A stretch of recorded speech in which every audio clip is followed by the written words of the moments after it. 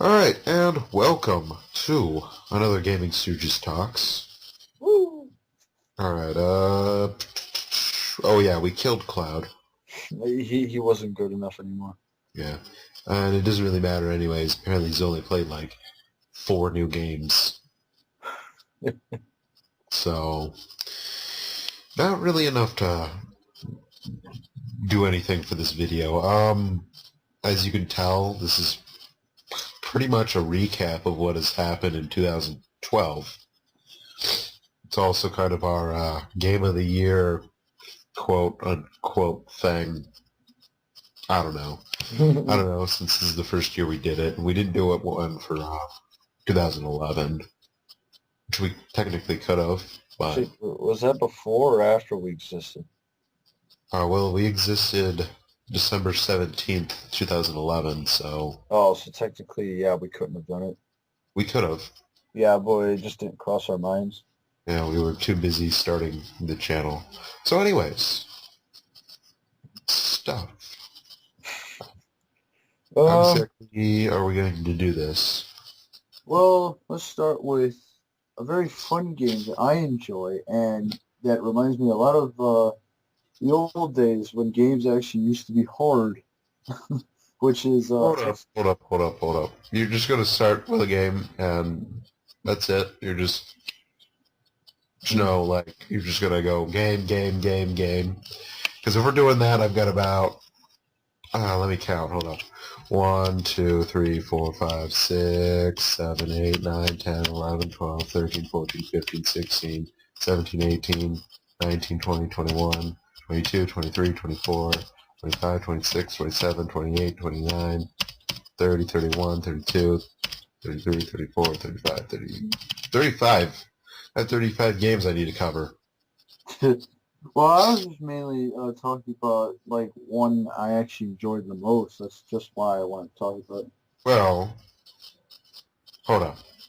So maybe we should just, since this is kind of like a recap. Yeah, I guess.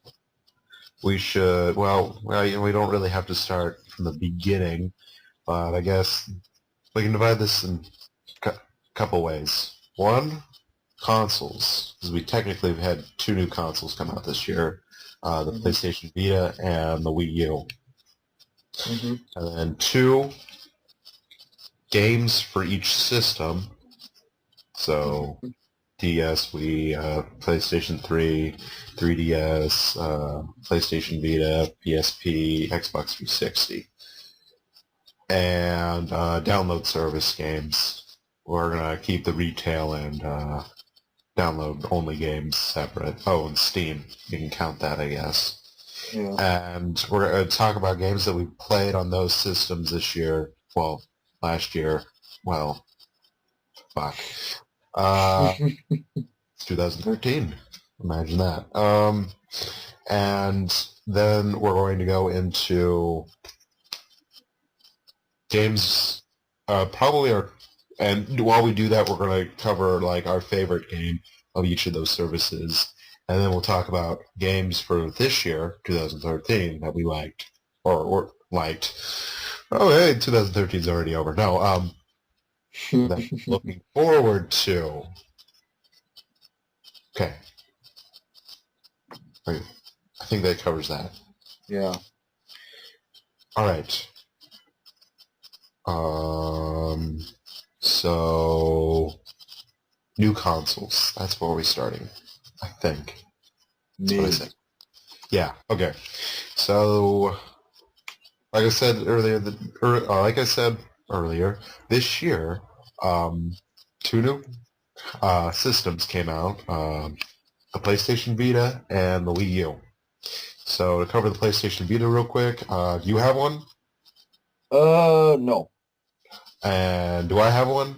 No. Basically, people might hate on this because I do actually own a PSP, but you know what? I'm not at all interested in the Vita. You know what's funny? What? Since I bought Sound Shapes today, I technically own one PlayStation Vita game. it's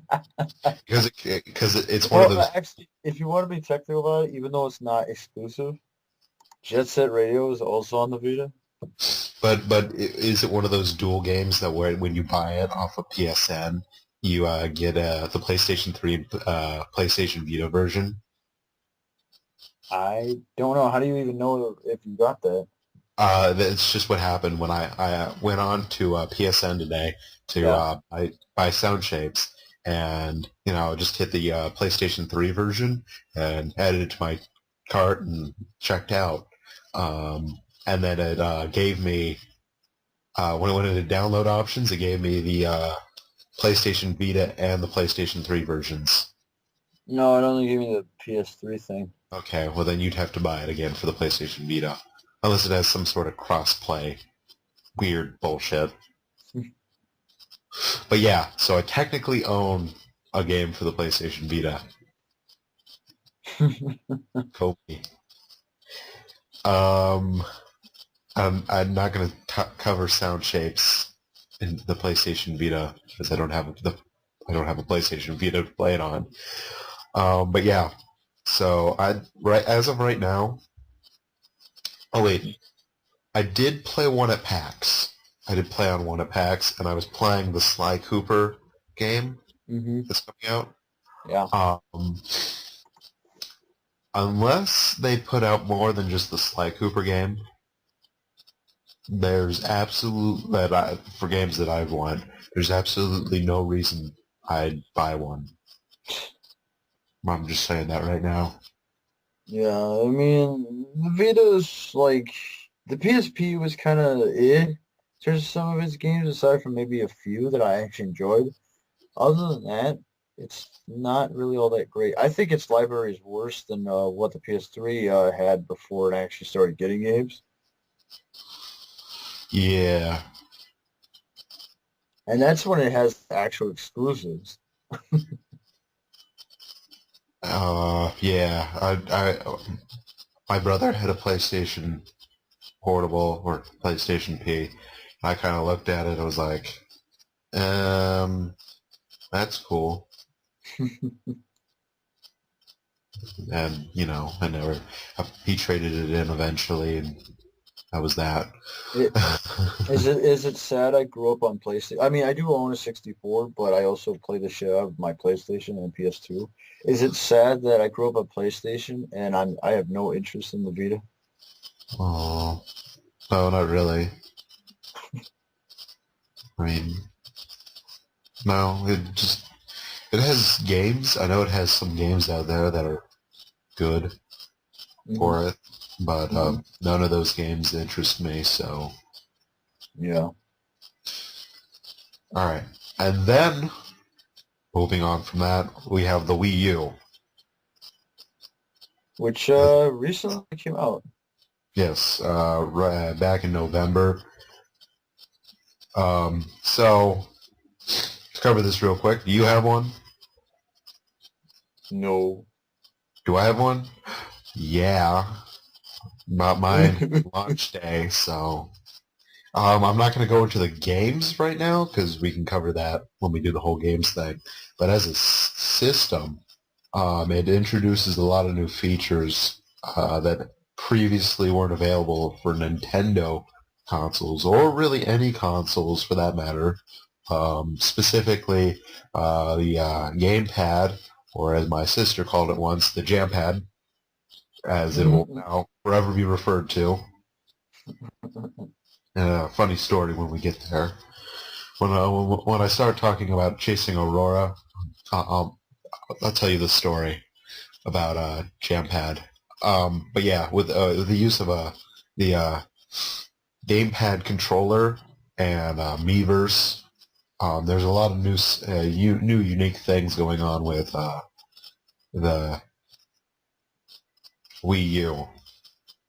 It's kind of exciting, and I really like it. It is really good graphics when you plug it into the HD TV. Which actually it actually works with the PS3's HDMI cord, if you didn't know. Yes, it's a universal HDMI cord that the Wii U comes with. So even if it says Nintendo on it, you can scratch that out and say, ha ha ha. Say shh. Nobody will know. No one will know. Yeah, it's actually universal, so you just plug it in.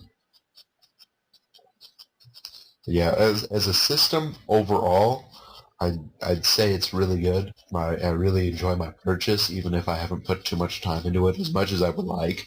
But then again, most of the games I have are really more party-ish games, to where they're more multiplayer based, and so I don't feel the need to play it unless I have people over. So, Mm-hmm. and I'm waiting until like a Metroid or Zelda game comes out on it, or Runner 2. We'll get to that. Pikmin 3. The Wonderful 100. Oh, now I'm just naming off games that I need to save for later. Okay, yeah, but as a system overall, especially for a launch day system, the system update sucks. When you buy it, it's just like hours of update, and you're just sitting there at like 3 a.m. going, I want to play my Wii U.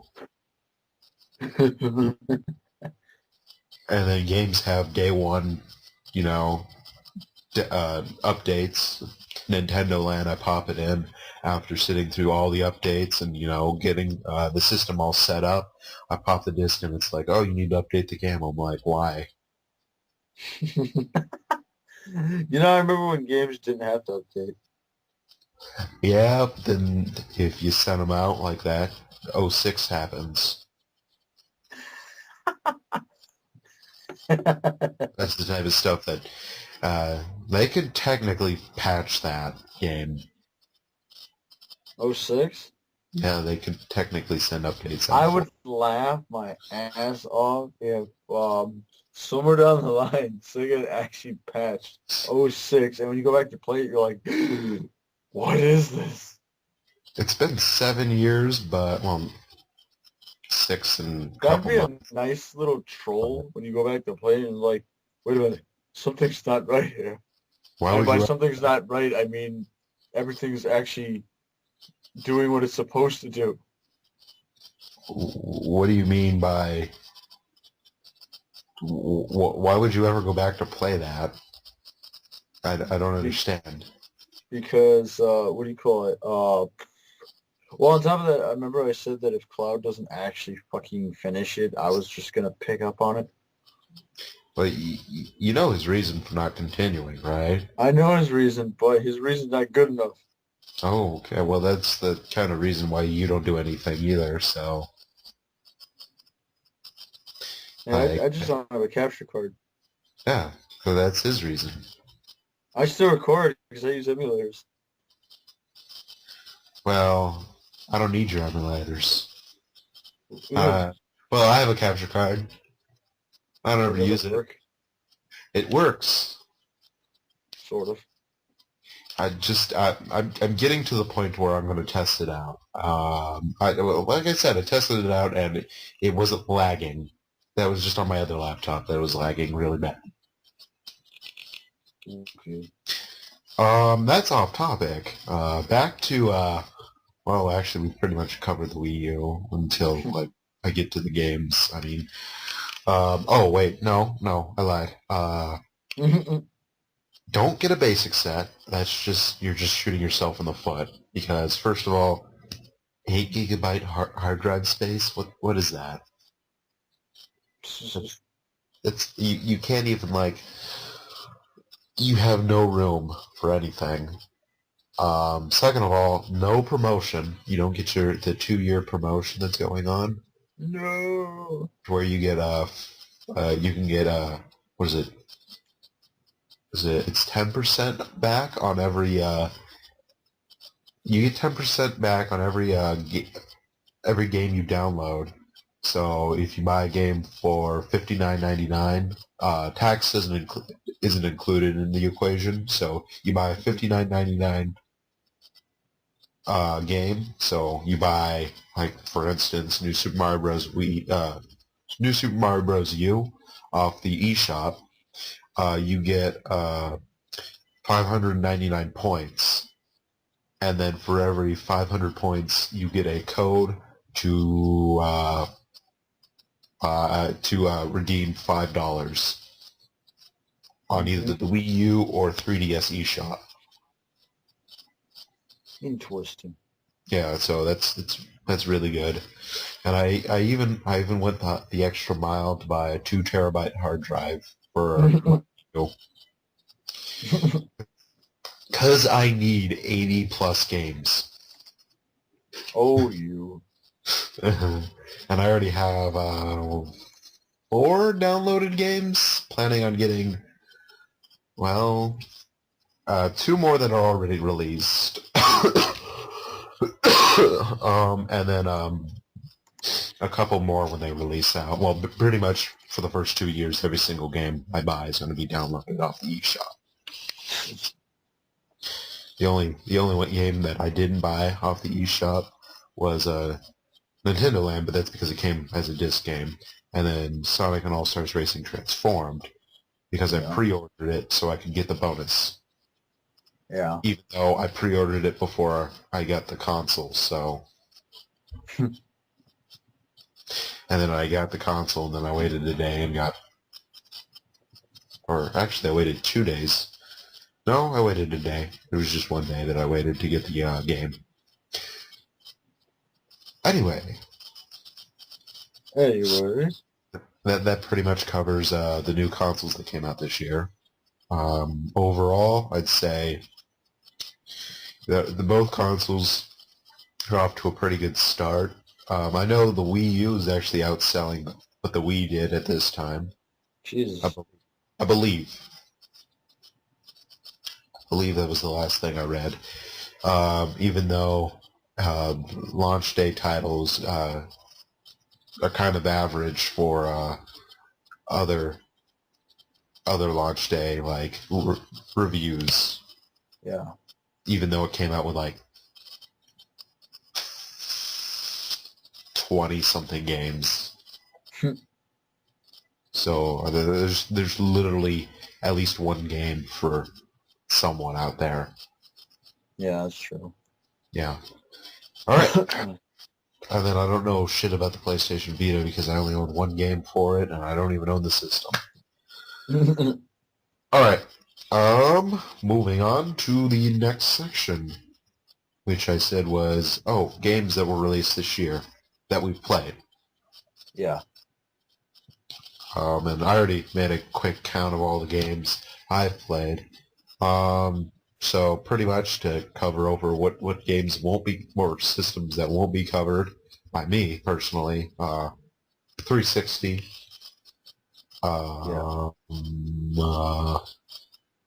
PSP and PlayStation Vita, and Steam. Well, PC games, to be exact, but... Yeah. Those are the 4. Like, I've got Wii U, 3DS, DS, and PS3 games. Mm-hmm. Alright, and then... Is there any certain, category you want to start with? What do you think? Like, in terms of system or what? Yeah, we're just going to go down the line with systems. Oh, we could just fuck around with the PS3 since I got a few PS3 games. Alright, and I do too, so... Alright. Okay, so... What games for the PlayStation 3 did you buy this year? I'm pretty certain. It's just that, my brain has been fried from too much Dragon's Dogma playing, but I'm pretty certain, it's actually one of the games I was talking about earlier before you cut me off, was XCOM, Enemy Unknown. Yes, that was released this year. Okay, good. Well, the remake version, not... Yeah, the original. version of the original. Yeah, the original that we also bought is in 2011, 2012, in case you hadn't noticed. Yeah, well, I didn't notice when I bought it today. Was that today? Yeah. I saw you log on to it. my days run together because I never go to sleep. So I don't know technically what time I bought it, but yes, I own it, and I was playing it today, and I played it twice today, and got my ass kicked both times. Both Would times. you say it's hard? Would you say it's harder than the new one? Well, yeah. I set it to beginner. First of all, I set it to beginner, and then always the first person who steps out dies. I told you. It's like, well, I didn't want him anyways, and then like I quit halfway through the first mission, at least the first UFO ground mission I'm on, because like I lose like Vitor, and then I'm like, nope, I'm done. I'm done And today. to think you're just going against sectoids. I am going. It's the sad thing, and then I'm like, well, I'm trying to be like good about this, but then it's like, well, But yeah, hey. about that enemy unknown. But yeah, oh yeah. So the remake, Yeah. yeah. Now, enemy unknown is very different from the original. For those of you that played the original, for one thing, there's no time units anymore. Everything is all movement range based. It's think Fire Emblem. Fire, well, basically any of those type of tactical RPGs. Yeah, but I'm talking about one that a lot of people probably know. Well, in But Japan, yeah, in Japan, everyone knows about Fire Emblem. well, people, unlike the first, or not the first one, but the first ever XCOM, I guess you would say, this game actually has a cover system, which actually will determine if you die, or if you die anyway because they get a lucky shot off you. Which I am so thankful that game has, because then, oh God, if the new if the remake actually played exactly like the old one, I think I would cry. Just like the old one, but with the graphics of today. Updated, and then like the entire base interface stayed the same. Oh yeah, the base interface is more simplified this time. Yeah, it is. Well, parts of it. It's still not as complex that you can actually because there's no set area that your base is built upon. You can literally choose wherever you want to put your stuff in the original. Yeah. Like it's got like a dollhouse look where it's like you look at it from like another side, and that's pretty much where everything goes. There's no real customization other than what structure you want to put where. In the original, you literally could just put it anywhere. It wasn't like set in stone. Yeah. Which is, Um, the the aliens, I don't know if they're harder or just cheaper in this one. I think because I think they get a lot more lucky shots off, They might, yeah. but that's because it honestly depends on what difficulty you're playing on. Although I think there is an occasion where the aliens will derp and That just that sit is there. that is true. They will walk out into the middle of, like, you think, oh, they're gonna like try and flank me, and then they end up walking out like with no cover, and they're just kind of like chilling there, and it's like, thanks, guy. And then you miss. Yeah, yeah, you have 99% chance to hit, and you still miss.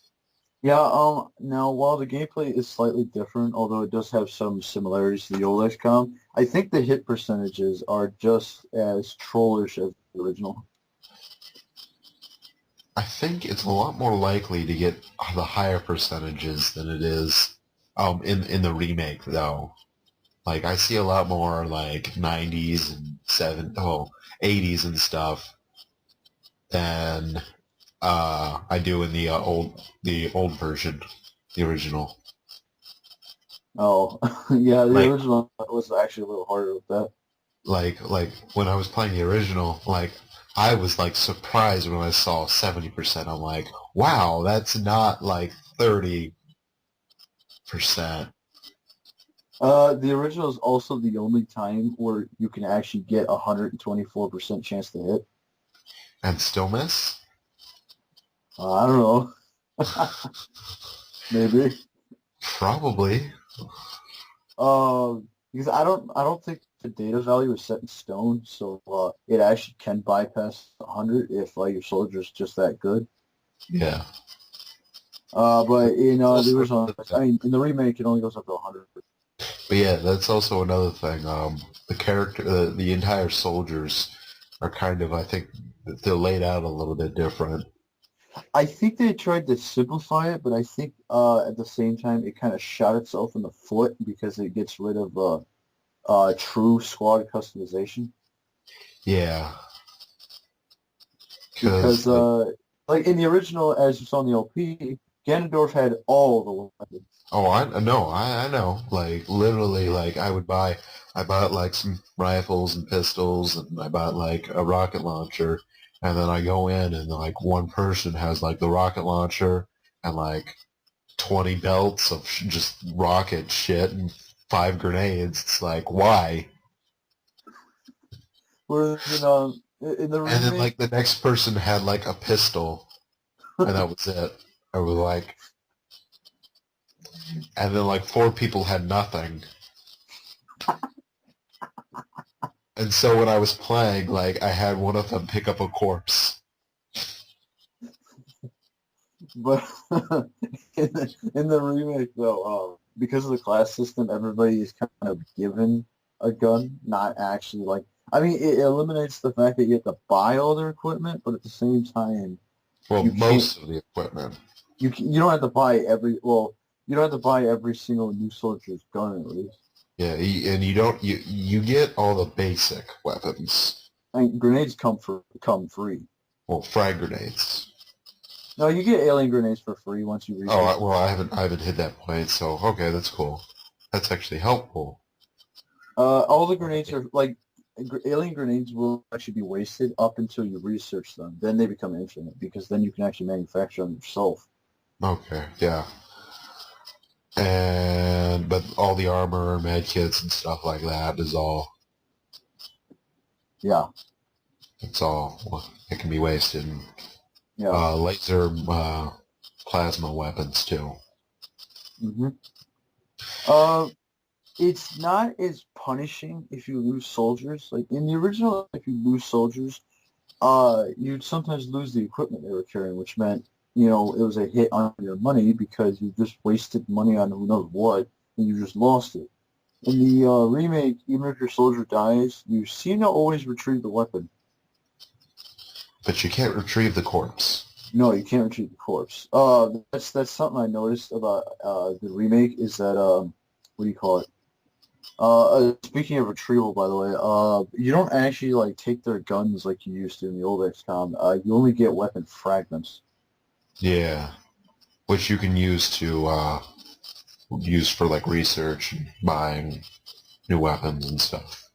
Like, I'm not sure why they decided that you only get their weapon if you actually knock them out as opposed to killing them. Because it didn't explode horribly. Well, I guess it's smarter because I think the aliens would have some sort of self-destruct device to make sure the enemy couldn't get their weapons, but I just think it's weird. No, I don't know. On top of that, you also do like uh, the remake is actually a little bit kinder when it comes to soldier equipment because, like I said, if your soldier dies, doesn't matter what he had on him, you will always get it back. Yeah, which I'm Uh, thankful for. the cool thing about the remake, aside from Outsiders, which are actually brand new, and Thin Men, which I'm pretty certain are replacing Snake Men, uh, pretty much every single original XCOM alien is in this game. Yeah, even chrysalids. What I do like about the way they did it though is that every alien has actually been modernized to like not look as silly. But they still look silly. Well, they still have that '90s look, especially the sectoids, but they don't look exactly like they used to. Yeah. Like the sectoids in the original actually had noses and a mouth, whereas in this game they look more like your stereotypical alien. All I know is I will never play multiplayer ever again with you. Oh, yeah, Ever. we'll get to that once KJ actually starts uploading that. Ever. Well, actually, I beat him once. Yeah, I love how you're saying never play multiplayer again, and then the one time we recorded, you actually won. Ah, that was a fluke. I'll claim it as a fluke. I don't know how I won. Oh wait, I can just watch the video over again and see. But let's see, what else do we have to talk about? Oh, one thing I don't like, which makes me sad, Panda, you can only have one base. I mean, uh, Oh, economically, I guess it would waste a lot of your money, but strategically, it'd be better. Like, I mean, can you imagine getting an alien abduction and sending two different Sky Rangers to like the three locations you get? it'd be nicer. Well, the one thing that perplexed me is that if you look at your situation room to look at your finances, it says times one Sky Ranger, as if you could get more than one. I know, and it wants you to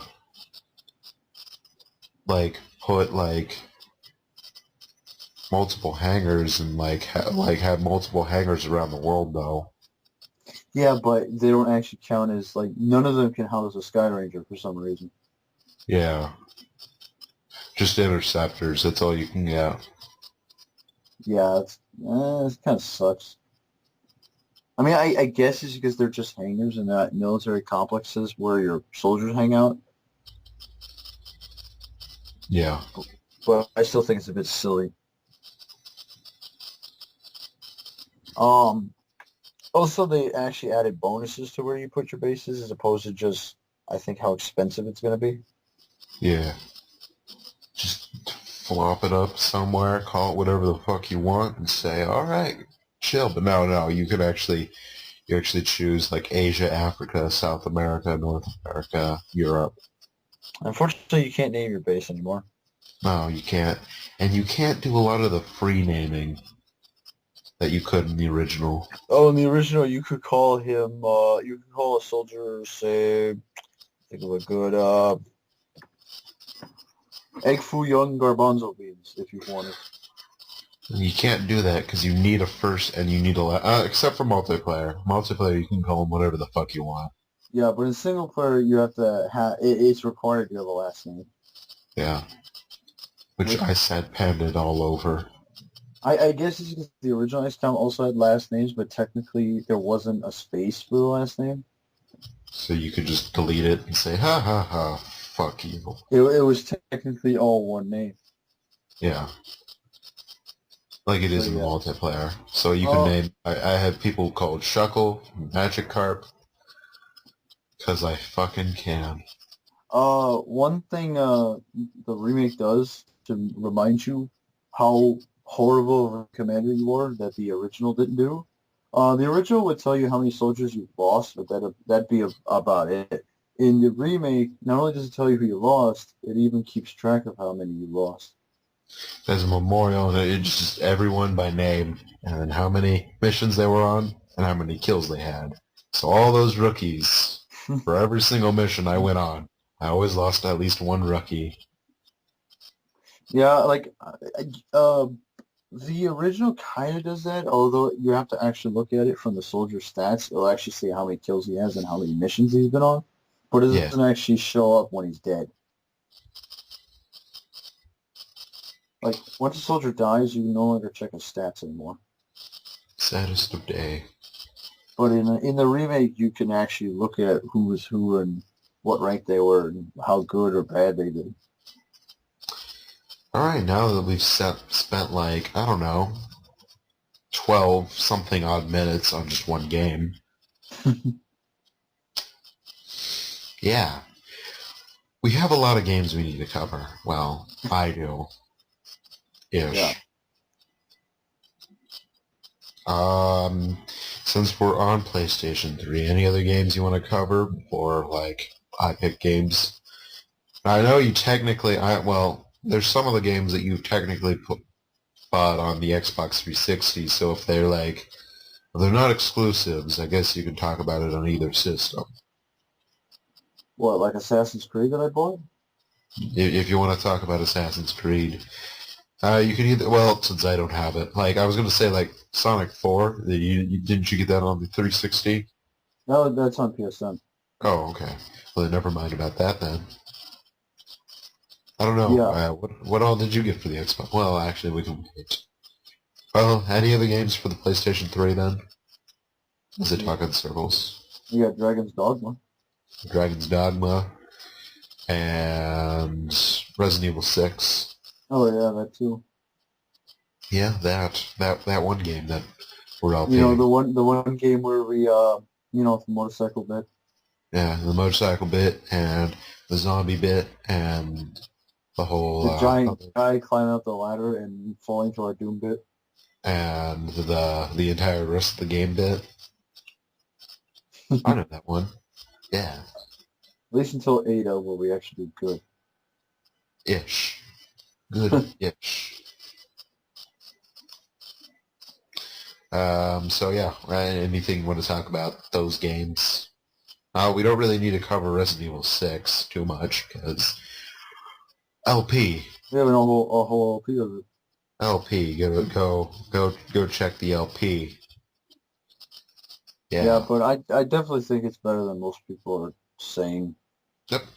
Most people are like, oh, this game's terrible.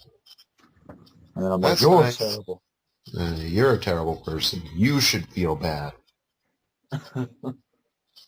Your mother is a whore. I think it might be the Resident Evil elitists that say it's terrible. That's a lot of the people that say it. I think that a lot of them that were into the older games that just say they don't like the new one. Well, hell, there's some that don't even like 4 for some reason.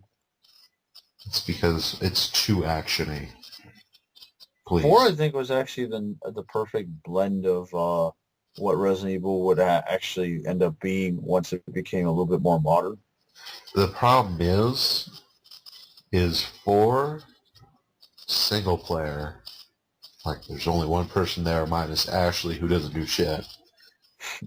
5 and 6 and Revelations, even though Revelations is more towards the 4 side. So I'm actually just 5 and 6. Yeah. Co-op.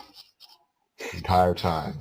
And that becomes the problem of the games, I think, is how do you do co-op in Resident Evil? I mean, I know the past games had co-op, but I guess you could not count Ada until the agent update came, but then again, if you don't play with somebody, there is no second person.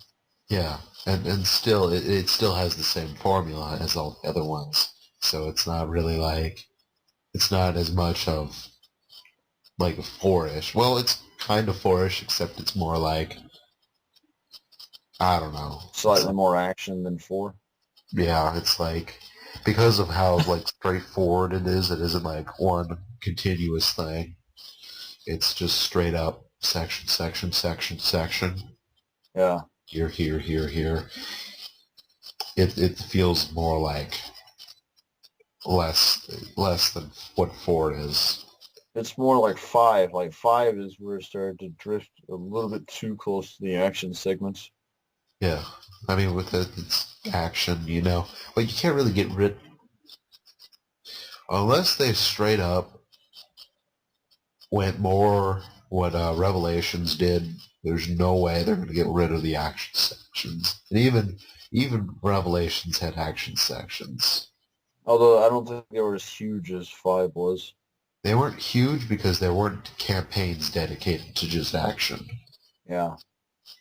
Revelations, you had like... Jill was about... She's at least 2/3 to 75% of the story. Yeah. when you play as her, and that is pretty much minus one Parker section. Although has a lot of action going on technically, when you're playing Parker on the ship.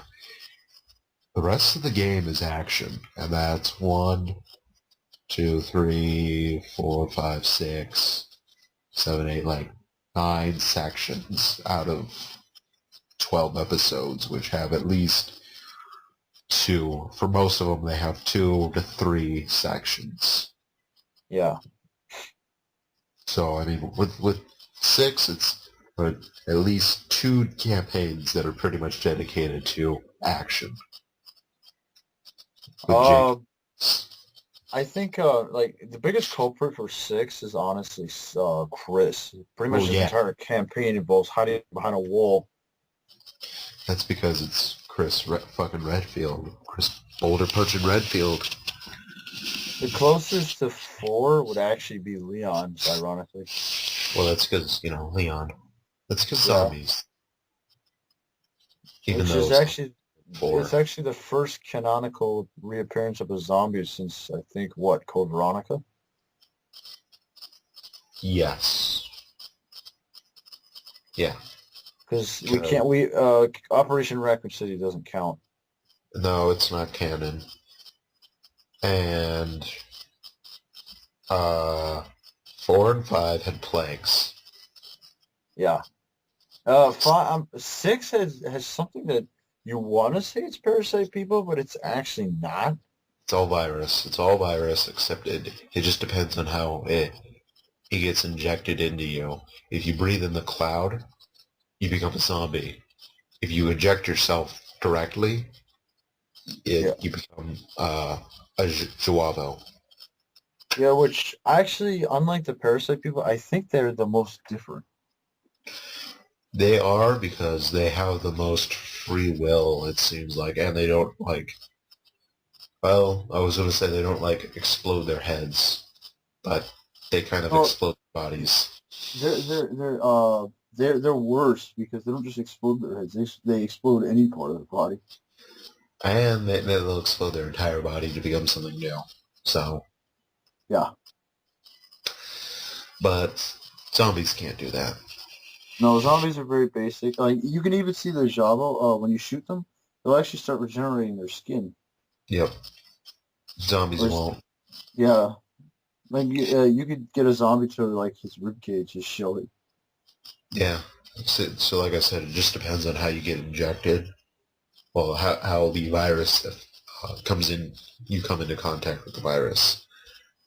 Oh, just so you know, it seems as if you're infected by the cloud, your aiming becomes near perfect, like sniper accuracy, especially if you have a magnum on you. Of course, if you have a magnum, you're going to hit. Even if you're shooting it, even if your gun's pointing at the ground, you're going to hit the player. There's a 112% chance that that's happening. Basically, the zombies are pretty much what XCOM is when the aim percentage is going against you. They are thin men. They are thin men.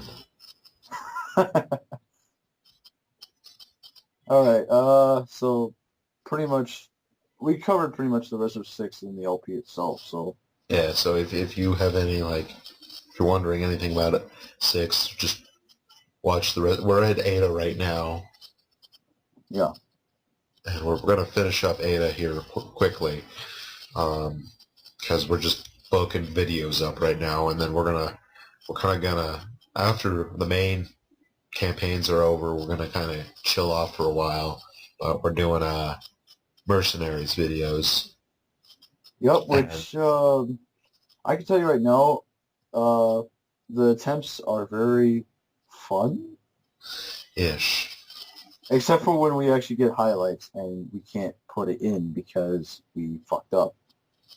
Oh, that's why we saved the videos. And I just cut those highlights out. And then we have a bonus video for those who are wondering how to get a certain set of skill points out of a chest being blocked by one Ustanak. we we decided we wanted to show off how we went about doing it. Although it's not as death-ridden as our actual legit first attempt. No, no, which we should have recorded. Yeah, but we weren't thinking of it. No, we weren't. We were replaying it so you could. I think you could get a medallion or something. As Sherry, I think. Yeah, and then so we just ended up, hey, let's try and get this. Wait, was that Sherry or Jake? Pretty sure that's one's number 2. So I played as Sherry the first time around. Oh, See, wait, you play Sherry? I played Sherry when we recorded it the original time, and so when we were playing it for the LP, I was Sherry, and then so for that time you probably were Jake. Yeah, so you had to throw me up there to get that medallion. Yeah. Okay. All right, so that's 6. And then you want to talk about Dragon's Dogma, Which is partially why my brain has actually been fried for the past few days. He's literally been playing the game nonstop. Yeah, considering like the one time I played it nonstop was when you kept me up until like 6 in the morning, and then I played it again until like 6 in the morning the very next night. I didn't have anything to do with the next night. I was sleeping. Yeah. Well, not at 6 a.m. Like, let's see, I'm trying to think, when did I get Dragon's Dogma? Well, actually, I got Dragon's Dogma at Christmas, what I'm saying. So, let's see. When did I get Dragon's Dogma? Oh, at the same time that Landon did. That's right. Let's see. Wait, I guess I can count when I got it. Oh, wait, no, I don't think I can, because I think I only played like an hour of the game, and then I played full combat that I got. Let's see. 1, 2, 3, 4, 5, 6, 7, 8. So it's been 8 days, and I've actually already on my second playthrough. And I'm sitting around at level 22. 23. As I check my level, what level am I? I'm level, it looks like 55. Yeah. Well, I was gone for Well, yeah, I got an unfair head start on it. like 5 days. I couldn't play the PlayStation 3 for 5 days. And still I have XCOM to play and other games I'm also playing at the same time. Yeah. So XCOM, which he's in a very poor position right now in terms of panic levels. yeah, I'm about to lose all of South America. Wait, all of South America's in the red? One's in the red, the other 2 are at level 4. All you need is abduction in somewhere. Oh, it's either South America or Africa. Well, all you need is an abduction somewhere over there that you don't go to, and they're gonna fucking leave you. I know. I think I have a terror mission there. Well, if you do go on the terror mission, it might drop the thing. Unfortunately, I think the level's very difficult. And you don't have the soldiers for it. Oh, I have the soldiers for it. Well, no. No, what you don't have is you don't have the weaponry for it. Everyone has laser. Oh, do they? Yeah, my entire team should have laser guns, and I have the only person who doesn't have. I have one person with skeleton armor, which is Bytor, and then everyone else has not the standard. They have the other. What is it? The carapace armor? Yes, carapace armor. Everyone else has carapace armor. Okay. So technically, I could do it. It's just I have to save civilians while I have 80 floaters, 20 thin men, and 17 million fucking mutons and crystalids. And I think I now have to deal with Berserkers? No. Oh, they haven't showed up yet? No, they haven't showed up, but what is it? Those robots that you like control. Oh, are you talking about the Cyberdisc? Yeah, Cyberdiscs showed up. That's it. Oh god, Cyberdiscs are already starting to show up. Yeah. So that's what I have to deal with. kind of Yeah. just set the controller down and was like, this isn't happening. All right. But yeah. So what were we gonna say? What were we gonna talk about? Dragon's Dragon's Dogma? Dogma. Dragon's Dogma.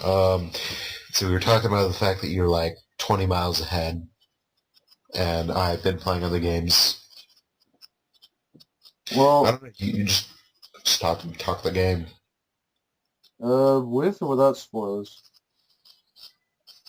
without spoilers. Okay. As much as possible. Basically, yeah, pretty much. Capcom's attempt at a Western RPG. Uh, it's actually a pretty good attempt. I actually really like it. So far I like it.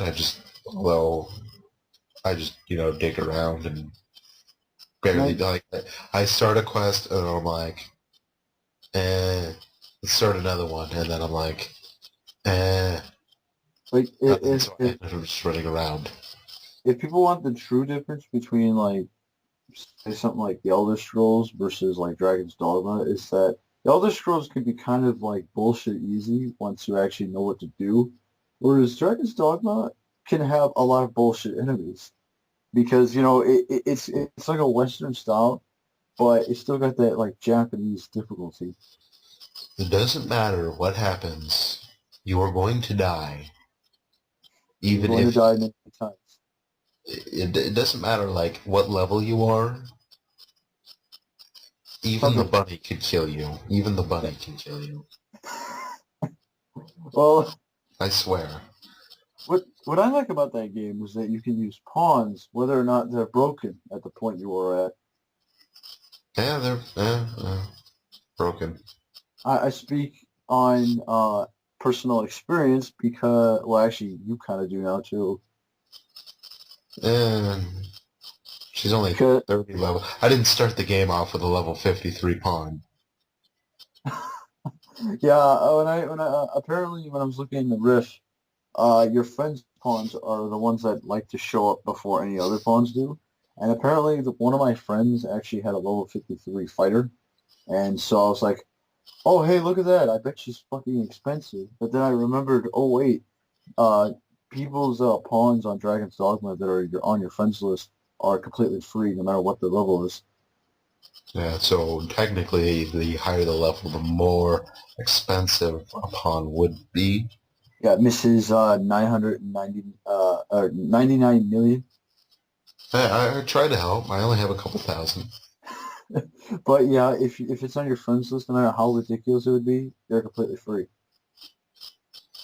What's the level of that pawn, anyways? I think it was 173. Oh, okay, that's why. I get you.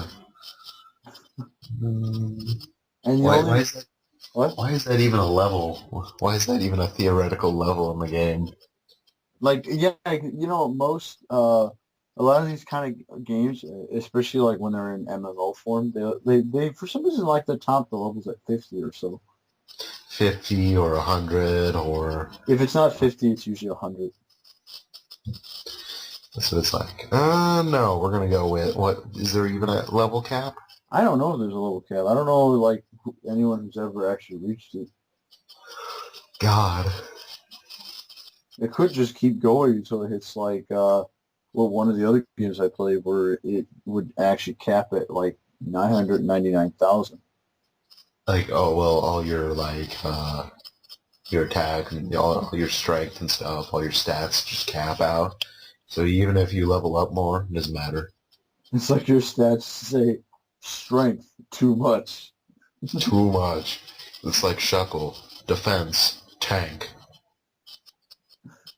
But yeah, Dragon's Dogma basically Drake comes, numbs your heart. You want to kick his ass because of it. Yep. Um, Because it numbs your heart, you're the Arisen. And so strangers start following you. so yes, remember, if a dragon comes and eats your heart, you get followed by pedophiles. Yep. And if you're a woman, you get followed by other women. Oh, God. And if you're me, you get followed by somebody who really shouldn't be in your party, but they are anyway. Shut up. Yeah, because I've literally been taking his pawn around like forever since I started the game. You said the firewall was helping you. Well, it was. I'm just saying that her actual strength when she would get hit was not strong enough to actually withstand it. You have the option of putting armor on her. That would help slightly. I've been buying armor for you, I know. but it's the fact that her level itself, her actual defense stat, is not high enough to take like a direct hit from an Dragon. Why? See, now I'm questioning, why did you take her to go fight the Ur Dragon? Apparently, pawns get experience from the Dragon. Okay. Oh, plus, I don't know. I know you get rewards for at least doing damage to the Dragon. I don't know if it counts if your pawn has done damage to it. Well, I haven't done damage to it, so... Well, I don't know if like if Tori, since she's attacked the pawn, the Dragon, if you actually would get anything from it. I don't know.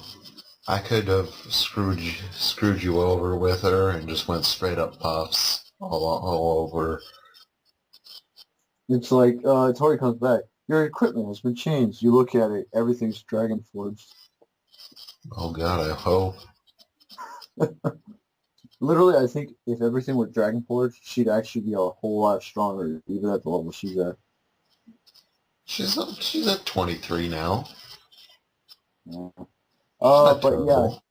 the Dragon, for those who are wondering, is actually an online slash offline if you're actually not connected to the internet.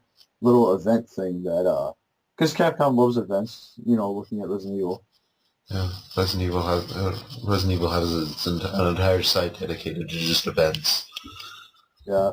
The Dragon is an event where you pretty much just kill a giant like dragon that like you can barely hurt at all, and basically its health is displayed based on how many Arisens have actually beat the shit out of it.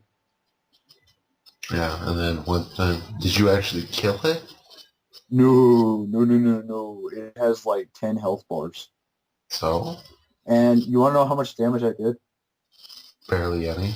By the time the battle was over, because I think you get about like 30 minutes or so with him, or maybe less. I might be actually over counting that. But I know you get a certain amount of time with the Dragon before he'll just take off for the next battle. The time it took me to fight the Dragon, I think I got his health enough to where it would count as 3 inches. Nice. And I have like the ultimate sword that's like Dragon Forged right now. You're really good at this game. No, he's just way too powerful.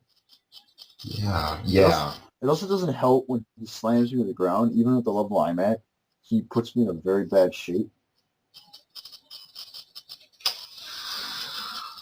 You're just, you just need to step up. Oh, it also doesn't help. He's got that stupid lore that all dragons do where they kill your pawns instantly. So yeah, you can't blame Tori for dying from that. Or Sam, or whoever else the third one was. Yeah, so yeah, One thing I find yeah, amusing, what? yeah. One thing I find amusing is in the credits they'll actually show all the pawns that have actually been hired by you.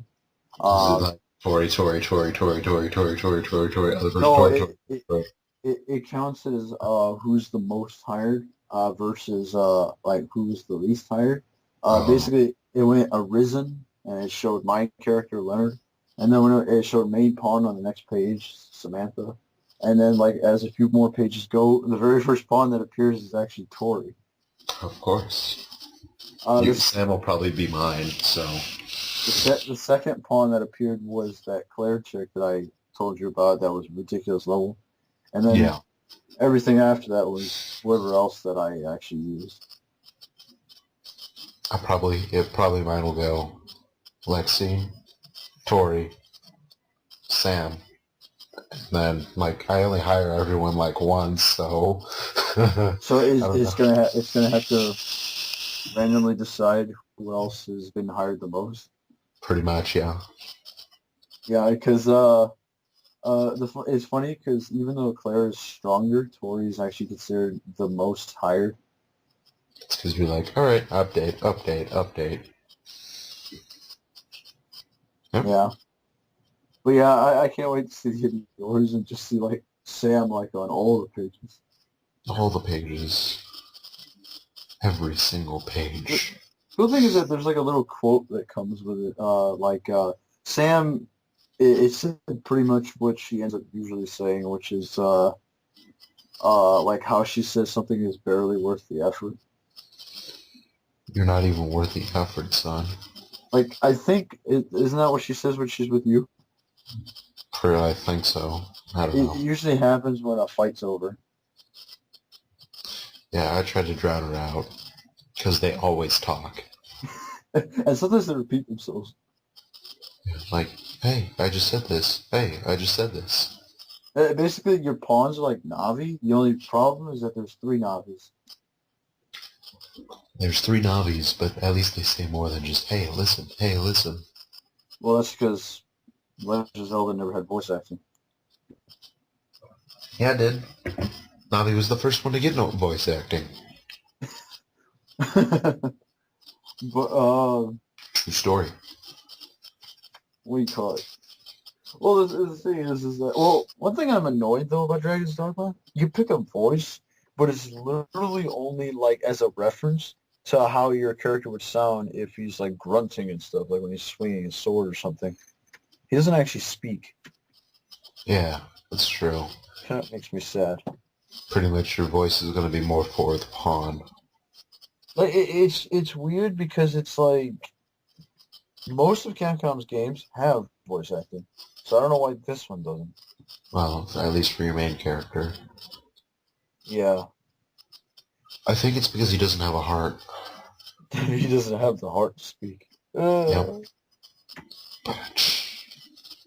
But yeah, that's another game I plan to LP, or unless you want to do it. Oh, I still have to get through my first playthrough. Actually, the fun thing about LP is if I do it, I'm actually gonna have to start fresh. But the thing is that I could probably still grab Tori, who by that point might actually be strong enough to actually just whoop everything. Yeah, that's true. I don't know if I'll make her a mage or a sorcerer. Keep her Sorcerers can mage. still heal, so it's not like you'll lose your healing ability. Yeah, but she's at 9 vocation right now for So mage. Sam had to start over too when I switched her to Ranger. Yeah, but that's Sam. That's not Tori. That's your pawn, not mine. Yeah, but she could summon meteors of doom, There is that. and she could also turn people to stone. Ah, there is that too. Oh, That'd she be has a pretty cheap. she could also have a lightning whip. Okay, alright, lightning whip it is. Call her Mr. Floyd. Okay, Yeah, well then, yeah. yeah, that'd be the perfect pawn name, Mr. Floyd, and just make him a sorcerer. Heck yeah. If I could have a rabbit, Yeah, I'd have a fucking rabbit. it's like you go when you go kill rabbits, you actually press the button and you like grab them and like transfer your soul into the rabbit, and it becomes like anthropomorphic. Yes. And then I could have Mr. Floyd run around, buy a suit in the game, just dress him up. Lightning whips. That's what's up. But yeah, that's pretty much Dragon's Dogma. Yeah. Alright, well then, I guess we'll move on to PSN games. Yeah, how about that journey? For that journey. Although technically I bought a disc for it. You shouldn't really need the disc. No, but I do need the disc technically apparently. So this year, last year, way back at the very beginning of the year-ish. I don't know, it was like February, March, so quarter one of 2012. That game company came out with their third game for PSN, Journey. Which I Which actually showed you the demo of it. you sent me a link to the demo, but I heard of the game before that. Yeah, well, I just wanted to do that to make sure that you got it. Yeah, 'cause I'm just like, PS Store. Man. So anyway, it's one of those like it's kind of akin to the other that game company games.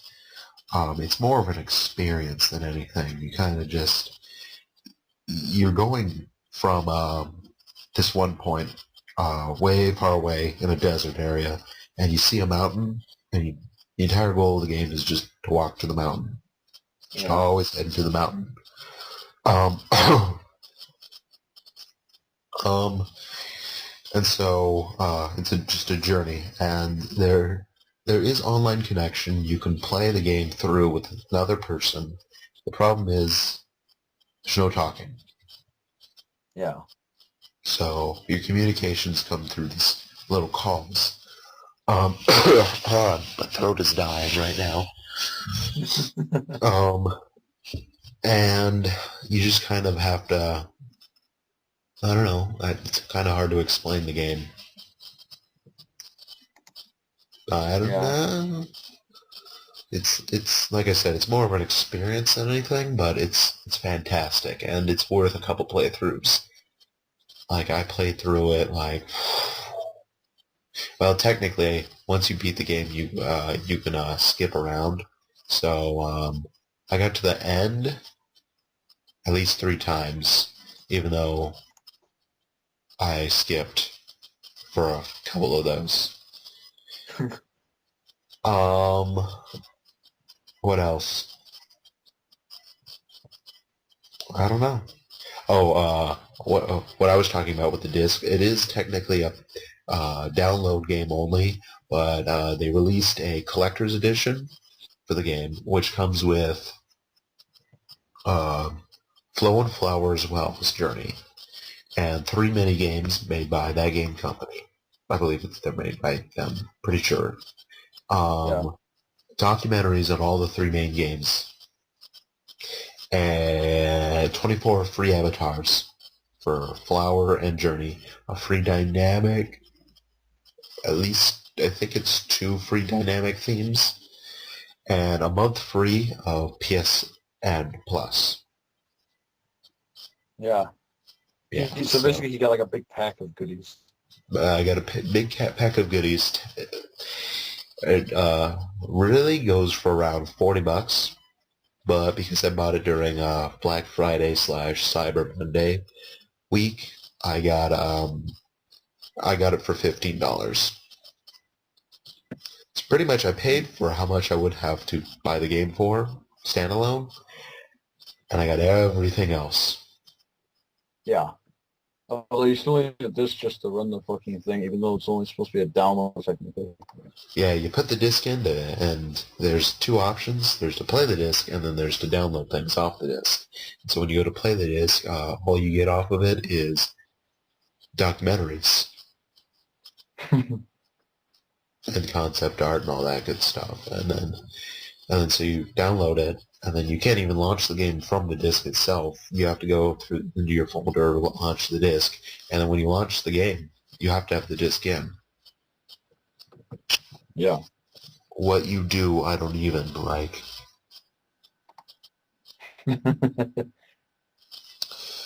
Okay. Yeah, it's just weird. Yeah, it's the setup for that is weird, but Journey is a really fine game. A lot of people are probably going to be kicking themselves over. Last week, the game was on sale for 50% for PS and Plus users, so it was like $7.50. Mm-hmm. Did you buy it? No. No? Well, you should have. Yeah, I know I should have, but I didn't. I even told you. I said, hey, Journey's on sale for 50% this week. Yeah, but probably, well, at least I didn't, well, it would have been a long time, and I would have been really slow if I would have missed it, but at least I got the XCOM sale. That's true. I told you. I told you about that one, too, and I told you, hey, buy the pack. Yeah. Since you wanted the other one, too, Terror from the Deep. Which I plan on LPing, but that one's going to be a lot more painful to do. And you have to get through the first one. Yeah, like, if you have the original where you just gave up once you lost Bytor was hard, Terror from the Deep is that times 10. Yeah, I didn't even buy the pack. I just bought the single game. Yeah. I was like, if I can get through XCOM UFO Defense on beginner, Uh-huh. I'll be happy. I'll be happy. And it was like, well, I could buy the pack and have the other 4 games for like nothing. It's like, no, no. Hmm. I have the remake and the original. I'm set for XCOM for my entire lifetime. Yeah. All right. And then just quickly go over some other games. Some other games for PSN that I bought this year. A game called Dyad, which is kind of like a tunnel racer rhythm type game. Trippy as balls. Really good. Really Yeah. hard at certain points. Like if you're going for trophies, Dyad is like it's like freaking like it kind of looks like Void in terms of trippiness.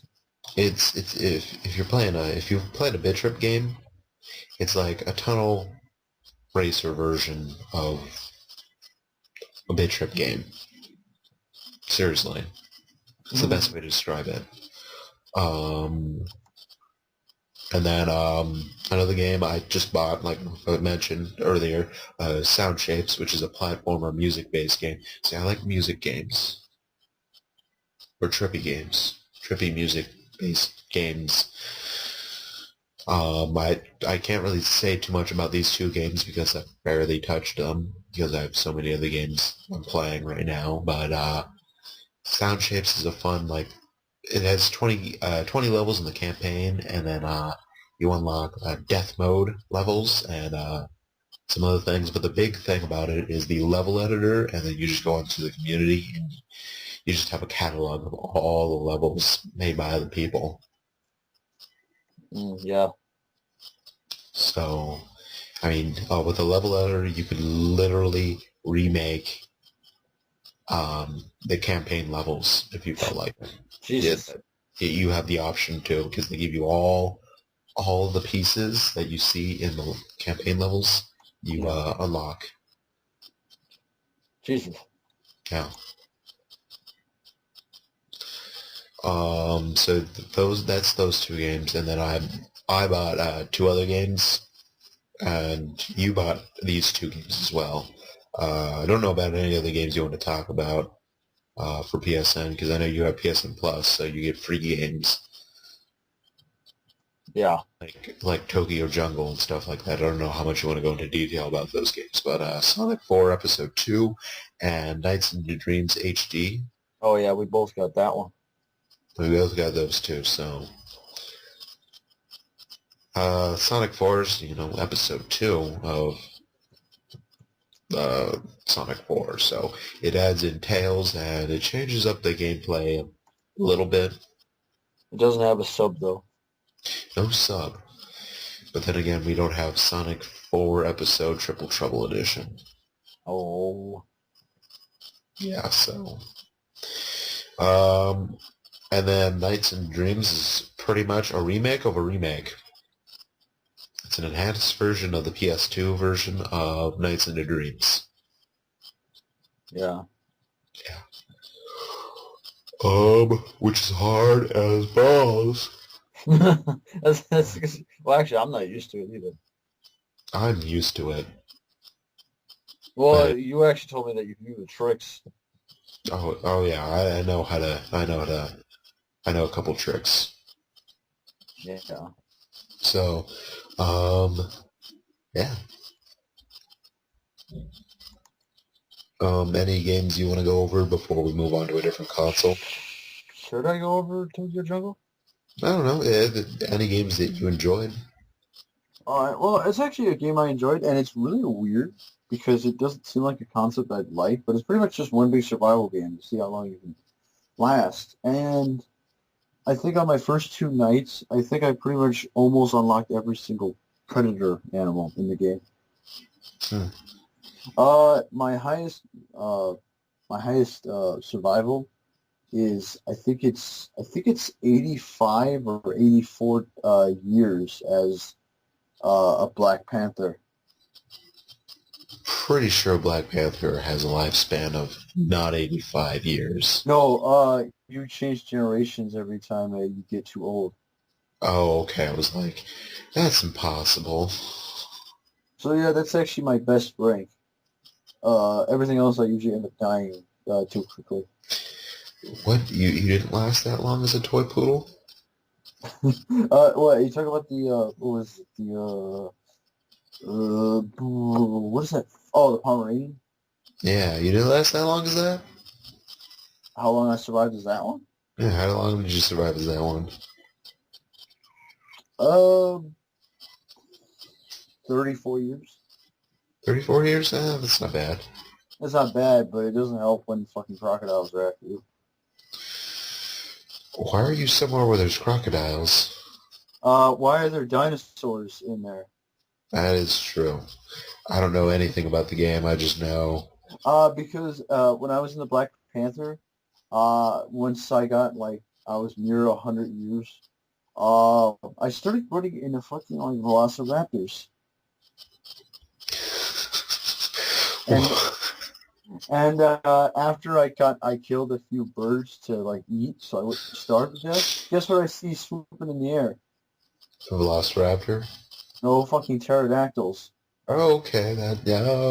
Okay. I don't know why velociraptors would be swooping down from the air. No, I I really said need sleep. pterodactyls. Velociraptors don't fly. I know. I I need to sleep eventually. More No, than and then 3 hours. I hear if you get to 1,000 years, Godzilla appears. Yeah, good luck with that. So Godzilla. actually, that'd be a funny Easter egg since it's all about like survival and animals and stuff, and then fucking Godzilla appears out of nowhere because it's in Tokyo. Yeah, you could. That'd make me laugh. All right. Any other games? Let me think. Let me think. I know I downloaded there's some game that just came out that's free for PSN Plus users. Retro City Rampage, that's it. I haven't played it, but Oh yeah, I saw that, but I never actually got it. Maybe I should. well, yeah, I don't know why I downloaded it. I'm gonna have to actually spend money to be a PSN Plus user if I want to actually play the game. Yeah. Kind of close to being at the end of my days here. All right. Well, which system are we swapping to now? Well, let's see. We covered. I don't know. We got nothing for the PlayStation Vita or PlayStation P. Yeah. Unless you miraculously bought a game for the PlayStation Portable. No. Okay, so then we're done with Sony. 3DS. 3DS. We could go. Well, how many games do you have for the 360? Oh. Now? Yeah, they came out 2012. Honestly, I think it's just Assassin's Creed. Wait, did Hyper Neptunia come out this year? No, that comes out, literally the third game comes out in March. No, I was talking about the second game. The second game came out a few years ago. Oh, okay. I wasn't sure. I just know you and Cloud were like masturbating all over I it. think the first game came out in like 2007 or so, and the I second game figured. came out. Second game came out around 2010 or 2011 or something like that. Okay, because like I said, I wasn't sure. You and Cloud were just masturbating all over that for a while. I think at that point I was like, I'm playing Sonic Generations. I don't give a shit. Yeah, that sounds about right. Or, was it? I think it was also Xenoblade. I was playing Xenoblade as well. So anyway, But yeah, you just Assassin's Creed then. yeah, it's just Assassin's Creed. Basically, it's actually a lot different from the other ones. I'm actually kind of happy that they finally actually made a third one as opposed to just something else with the second game. Expansion pack. Expansion pack. Well, you gotta give them credit. At least these expansion packs are like full retail games as opposed to like say just like a bigger chapter of the other game. I still say they should probably have been DLC. That's really big DLC then. Huh? I'm dying. All right, go talk about your Ass Creed 3. So in Ass Creed, uh, I connected with this one the most because it's about my people, my fellow Indian tribe. Uh, Right, whatever. What tribe are you from? I don't know. That's my grandmother. That's what I thought. Okay, all right. Hey, if you could be like very small amount of Jew, then I could be very small amount of Indian. I'm not a small amount of Jew. To say, Whatever. my grandfather was Jewish. I come from, well, my family comes from that. I just don't choose to participate in the religion. Yeah, and it's funny because what do you call it? What was it? My great grandfather or something like that is German, and he's the type that didn't like him. Oh, well, That's kind of weird to think about. I see we have some problems because I don't know who my great grandfather is on that side of the family because your great grandfather burned all the records of my people. So no, that's true. During the Holocaust, a lot of the Jewish heritage records were destroyed. Anyway, Yeah, so the more you know. in Ash Creed 3, you run around with tomahawks and hidden blades and other stabbing weapons and guns, and basically you kill a bunch of people. And And boats. Don't forget about the boats. oh yeah, the boats. So basically you I go said around saying, bows as bows and arrows, but boats, yeah, there's boats too. oh, I think you said boats. Uh, But yeah, basically you go around saying I'm on a boat and like shooting cannonballs at people. yeah. That's actually one of the most fun parts of the game, honestly. I actually like the naval combat. It's pretty fun. Okay. Is it like the Sly 3 naval combat? I I don't know. Have you played Sly Cooper 3? I played Sly Cooper 3, but I can't remember Oh, that for a fact. did you not get that far into the game?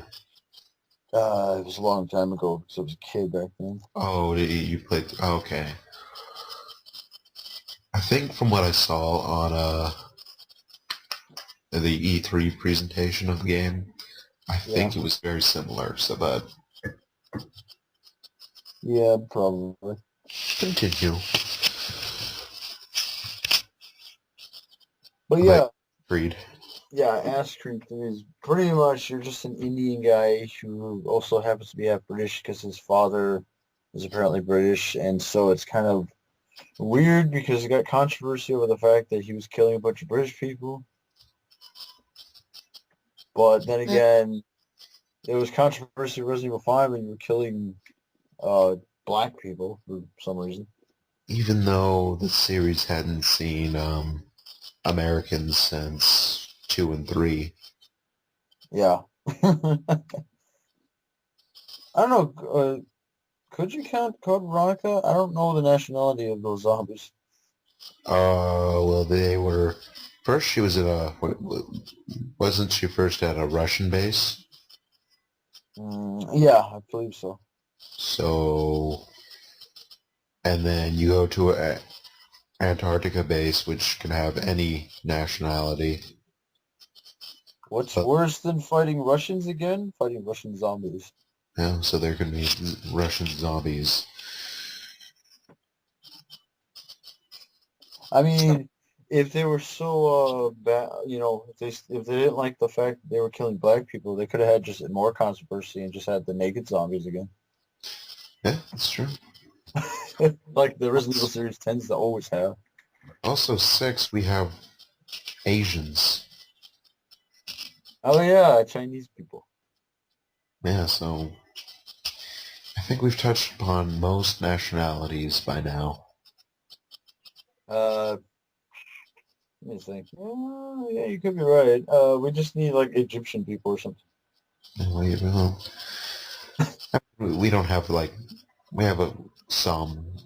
I don't know what the zombies in Resident Evil 1 are. They'd all have to be American because Raccoon City is American.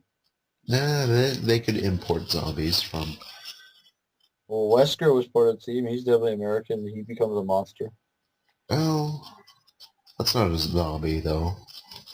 Yeah, but most of the zombies actually were Americans because it actually says their names and everything on a file. Oh, okay, okay then, Mister. I read all the files in detail. Well, I kind of wish the newer games were like that. Well, actually, six is kind of like that. When you actually get the medallions, you can actually then go back and kind of read them. Yeah. So. That's pretty cool. Anything else about Astrid 3? The Not reacid? really. Okay. Um, well, that covers that then. Yep. Like I said, no 360 games for me. Yeah, I'm the one. Actually, I'm the only one of the three of us that has a 360. No, I have my brother has a 360. I Yeah, just but choose. technically you don't play with it. I don't play with it because I don't want to contract some kind of disease because I'd be touching a 360. Bad enough I'm playing a PlayStation 3. Alright, well then. So we got, we can choose another console. Yeah. I'm going to say this right now. The 3DS is literally going to take the longest amount of time. Is that's the bulk of my games. So we're going to, before we do that, we're going to hit up everything else. That's going to be the last thing we do. Okay. So real quick, we're going to do DS games. Literally, apparently there was more games released this year for the Nintendo DS, but I swear the only two games, at least the ones I bought, are Pokemon Conquest and Pokemon Black 2. Mine would have been white too if it weren't for the Slash fact that I Black still 2. don't actually have a 3DS. Yeah, you need to step up. What's wrong with you? Financial things are wrong with me. Didn't you get money for Christmas? Yeah, but I blew that. On what? Uh, I'd actually have to dig through my games again because I kind of like buried them somewhere. Okay, well, while you dig through games, I'll quickly go over these two Pokemon games. So yeah, Pokemon Conquest is a crossover with, I have no idea how to say the one franchise. Something or other's Ambition, I believe. Yeah. Anyways, it's a really old school tactical RPG type game with tiles. See? With tiles. Tile movements. And it's a crossover to bring kind of the series back with Pokemon. And it's really simplified for in terms of a tactical RPG.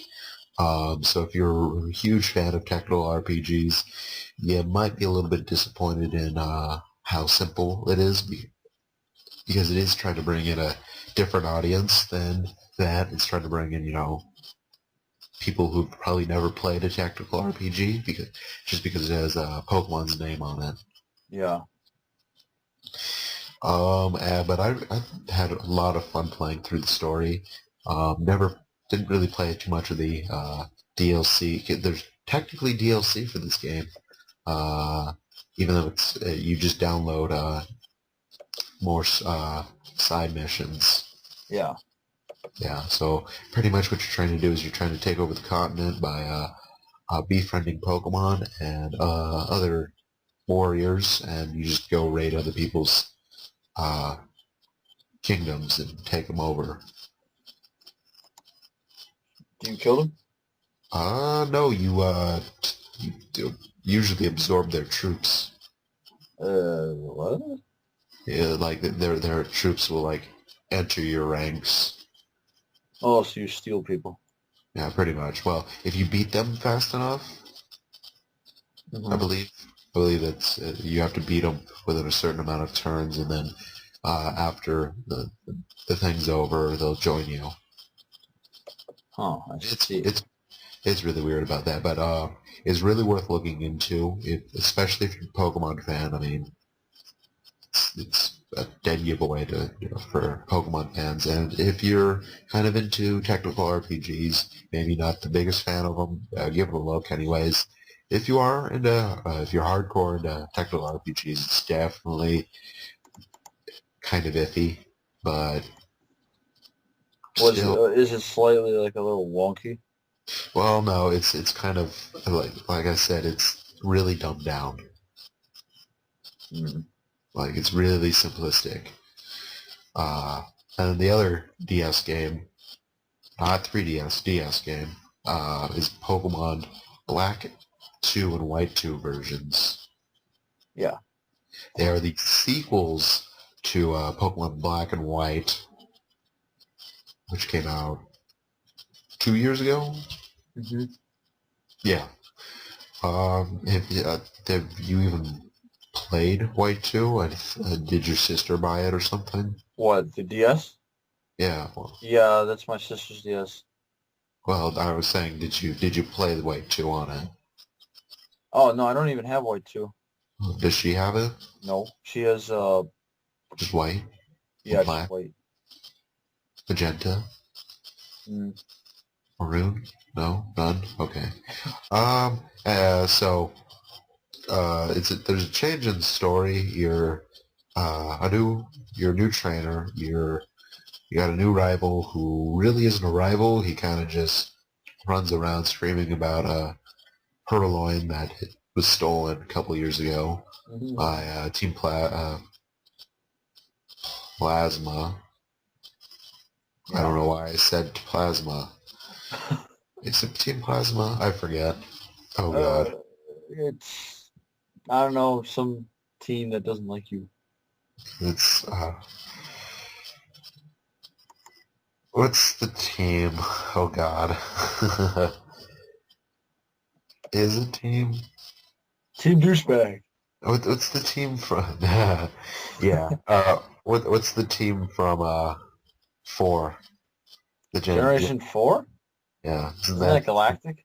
Oh, okay. Then yeah, it is Team Plasma. So yeah. And that kind of really covers the story. I mean, you just kind of run around prodding Team Plasma's new plans. Well, it's funny because Gen 5 is actually more story driven. Yeah, but like in terms of news story, it's like that's about it. Yeah. Yeah. There's new areas to explore, and there's several updates to the overall game structure. Little small things, but helpful things, especially if you're EV training. If you give someone the Neverstone now, the nature is always 100%. Unlike previous games where it was a 50% chance. Yeah. So yeah, and it took me a while to beat it. I wasn't really feeling it because, like always, I had thousands of other things I needed to play, and I was working at the time. So there's that. But overall, it's pretty good, and Pokemon fans are gonna, of course, enjoy it. That covers the DS.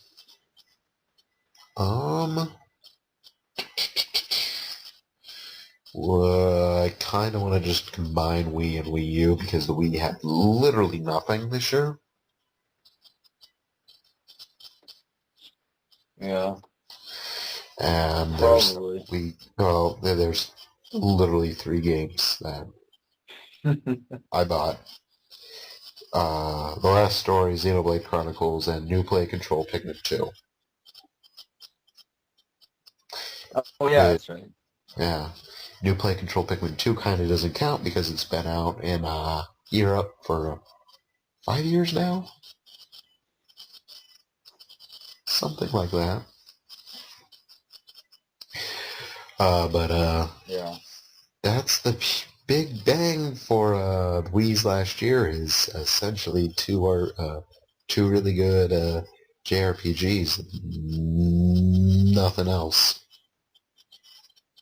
Well, actually, at the beginning of the year, there was a Rhythm Fever, Rhythm Heaven Fever or something that was supposedly pretty good. And I think there was a new Mario Party game. But overall, nothing really worthwhile except for The Last Story and Xenoblade Chronicles. And I'm hesitant to include Xenoblade Chronicles because it was released last year in Europe, and it's a 2010 game. Because that's when it was released in Japan. But overall, both games are, like, I go back and forth between both of them for which one I like more, because they're both that good. The last story is more stealth based.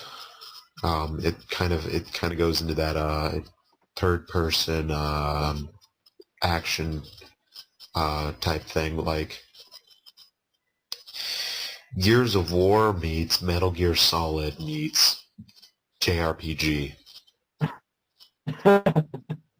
That is literally the best way to describe it because there's a cover system and there's stealth parts to it, and it's JRPG. Yeah.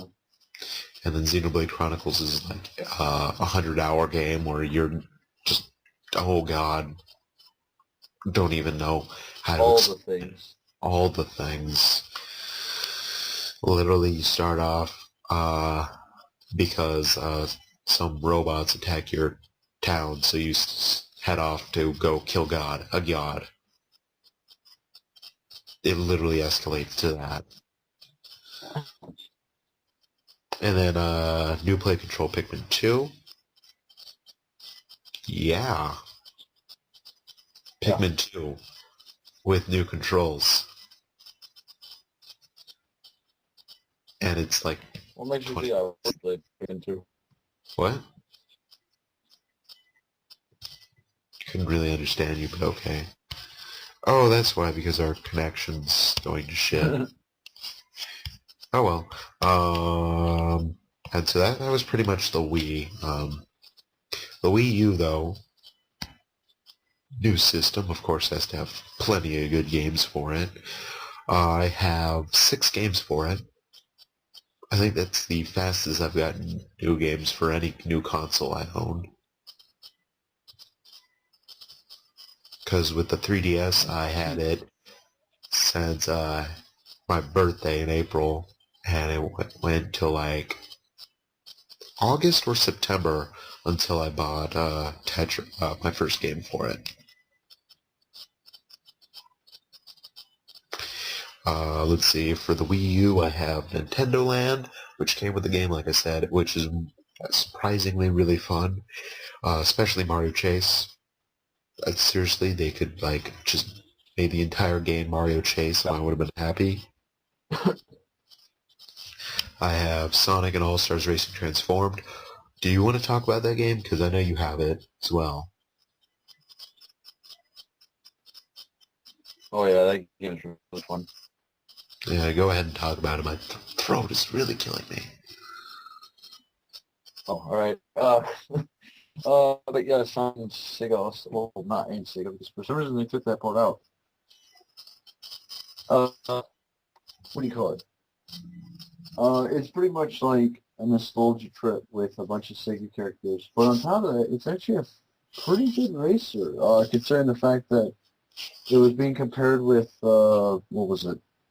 The Little Big Planet thing and the something else thing, which I forget. But basically, it pretty much scored a lot higher than those other two competing racer things. And actually, a lot of people think it actually be giving Mario Kart a run for one. Yeah, because it was a lot like What do Mario you Kart 7.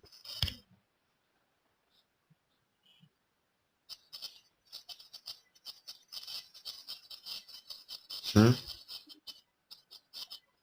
I said, what do you personally? Oh, I was like, derp. Well, like I said, most of my Wii U games I haven't played too much of because it has to be, with other people. But I've had some pretty crazy five-player matches, and I can't have five-player matches because I have the Wii U version. But Yeah. overall, I really enjoy it. I think I like this version a little bit more than the sequel, but I don't know. I really haven't played too much of it. Mm-hmm. I do like the fact that you have mod customizations.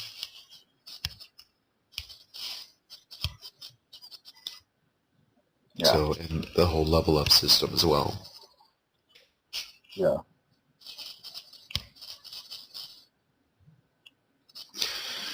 I can't really think of anything else.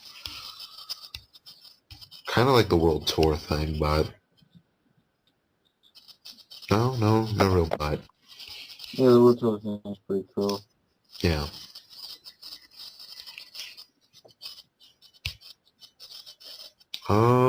Anything else you can So think is about that the it game? for that? For that game? Probably. Unless you can think of anything else. They do have Sega characters that actually have been really desired, but other than that, I think that's pretty much it. Alright. Another... Well, that one was a multi-platform game, but another Wii U game is New Super Mario Bros. U. It's another game, like all the others, that I've only been playing with other people. So, like, I'm literally in, like, World 3. But I can tell you for a fact that it can be crazy, even with just one other person. But with two people, then games like with I've had it to where like you have one person that just tries to like speed run and the other two people fall behind and they just end up dying, or you could have someone eat one person with a Yoshi and you just troll on through the level like that. And so pretty much what would happen is the first person that would get hit is the person that's inside Yoshi's mouth. So you can pretty much have a shield for Yoshi. Yeah. It's pretty fun. It's really good with 4 or 5 people. With 5 people, you actually get something called boost mode. I think that's what it's called. Anyway, pretty much with the person with the gamepad hits parts of the level to make platforms appear to help the other players. No. But it's really fun. If you played New Super Mario Bros. Wii and enjoyed that, you'll probably enjoy this one. I didn't, because I didn't really enjoy the first New Super Mario Bros. Game, and so I didn't bother with Wii or 2, but I decided to buy this one because, I wanted $5. Yeah. And, I heard good things about it, so I bought it and really enjoyed myself with it so far. It's one of those games I really need to play more of. Yeah. And that's about it for that one. I think real quick, I'm just going to hit 3 download titles that all came on launch for the Wii U. Yeah, the Wii U's eShop was Yeah. actually on launch, which is pretty surprising considering we had to wait like till June for 3DSs, and that was like Mm-hmm. 3 something months before it came out, and still it wasn't updated with crap for a while. But games that I bought for off the eShop, well, besides New Super Mario Bros. U, Chasing Aurora, which is a game by Broken Rules, who made And Yet It Moves. Chasing Aurora is a heavily multiplayer focused game where you control a bird and you kind of just, you know, there's several different mini game type things that you play. Yeah. Chase, it's kind of like a capture the flag game, a freeze tag game, which I always wreck people in, and so a keep away type thing. So there's a lot of variation, and you can have a lot of fun with up 5 people playing the game. Then there's another title called Little Inferno, made by Tomorrow Corporation, pretty much the people who made World of Go.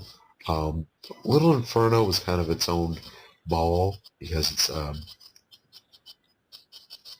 it's more of a like Journey. It's more of an experience than anything.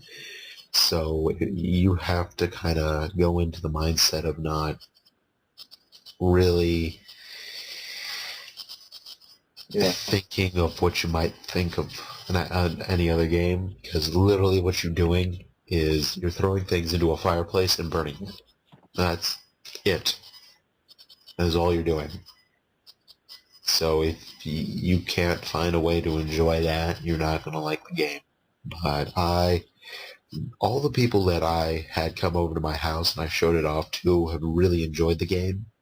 I literally had a friend come over like two nights in a row, and he just played on my file and beat the game for me. Yeah, that's how much he enjoyed it. My sister started her own profile and beat the game herself. So if I can have my sister play a game, then there has to be something to it. Irony. Yeah. I mean, literally the only games I can get her to play ever are Animal Crossing and Pokemon Stadium. You know what your sister should play? What? Dragon's Dogma. Oh God, you and Dragon's Dogma. Because it's bullshit hard. I want to experience that pain. No, she won't. She won't. Just so you know. Is it Oh, sad that my sister said they wanted to play and the only thing stopping them is the fact that it's only one save file? oh well, Cloud Save. Come on. Um.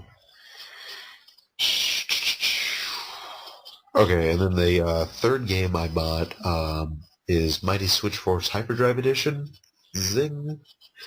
I had the 3DS version, so pretty much I was just getting. I wanted the hyperdrive version to experience the pain of hyperdrive levels, which I can confirm to say that hyperdrive level 9 is the most bullshit level ever in existence in any video game ever, in the history of ever. But if you play the 3DS version, it is worth a look into for the Wii U version, the HD edition, hyperdrive edition. Zing. Yeah, it's really fun, and it was worth the $10 I had to spend extra on it. Um, that's about it for the Wii U and Wii. At least the games I own. I think it's time to start the final console. The one that's going to take us forever. Um, okay. So the 3DS, which you really need to get one. Yeah. So the 3DS, I literally like how many games for other consoles did I buy? 1, 2, 3, 4, 5, 6, 7, 8, 9, 10, 11, 12, 13, 14, 15, 16, 17, 18, 19. I bought 19 games for other consoles other than the 3DS. For the 3DS, 1, 2, 3, 4, 5, 6, 7, 8, 9, 10, 11, 12, 13, 14, 15, 16. So the majority of my games I bought for the 3DS. Almost half. Yeah. Yeah. There's nothing wrong with that. No. Well, technically one's an application, but the only reason why I count it is because I saw on another site, on a site that was giving Game of the Year awards are out. I actually counted it for a Game of the Year award, so it was like, but that's just a painting tool. That's like saying, oh, I bought GIMP, yay, even though you just download that. Um, where to start? Well, I already did Colors 3D, so I might as well just do other download titles. Just name a couple off that I bought. I'll go into detail about the couple that I really enjoy. There's Dylan's Rolling Western, there's Mutant Muds, there's Bird Mania that I bought, there's Pokemon Dream Radar, there's Sakura Samurai, Heart of the Sword, there's Speed X 3D. Those were kind of like, those range from decent to pretty good. The ones that I really enjoyed this that I bought this year, minus Mighty Switch Force, which actually came out 2011 in December, which made me sad face because that would be Game of the Year. Hmm.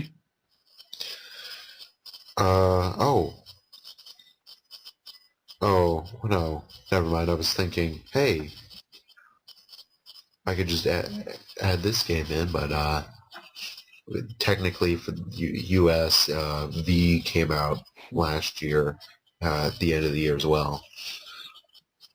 Yeah.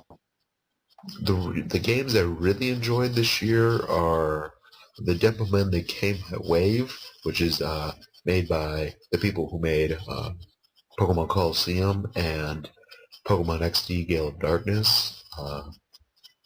It's a RPG using argument reality to capture little Demomen and use them in like an army fashion to go through dungeons and just kill random corn on the cobs and mammoths and fireballs and stuff like that. Um, it seems like it's going to be a simple RPG, but it's really hard, and it's pretty long for like a pretty cheap game. It's like I think it's like $9. And I put like over 20 hours into the game. Another really good game that came out just at the nick of time at the end of December is a game called Escape Vector. Escape Vector saw its original release as Chapter 1, Escape Vector Chapter 1 on WiiWare, and then for the okay, so this is a game that I bought that is also on the PlayStation Vita, but I bought the 3DS version. It's the full game, 150 levels of retro action. You're just going through trying to fill out these grids, trying to avoid enemies and other bullshit that's trying to kill you.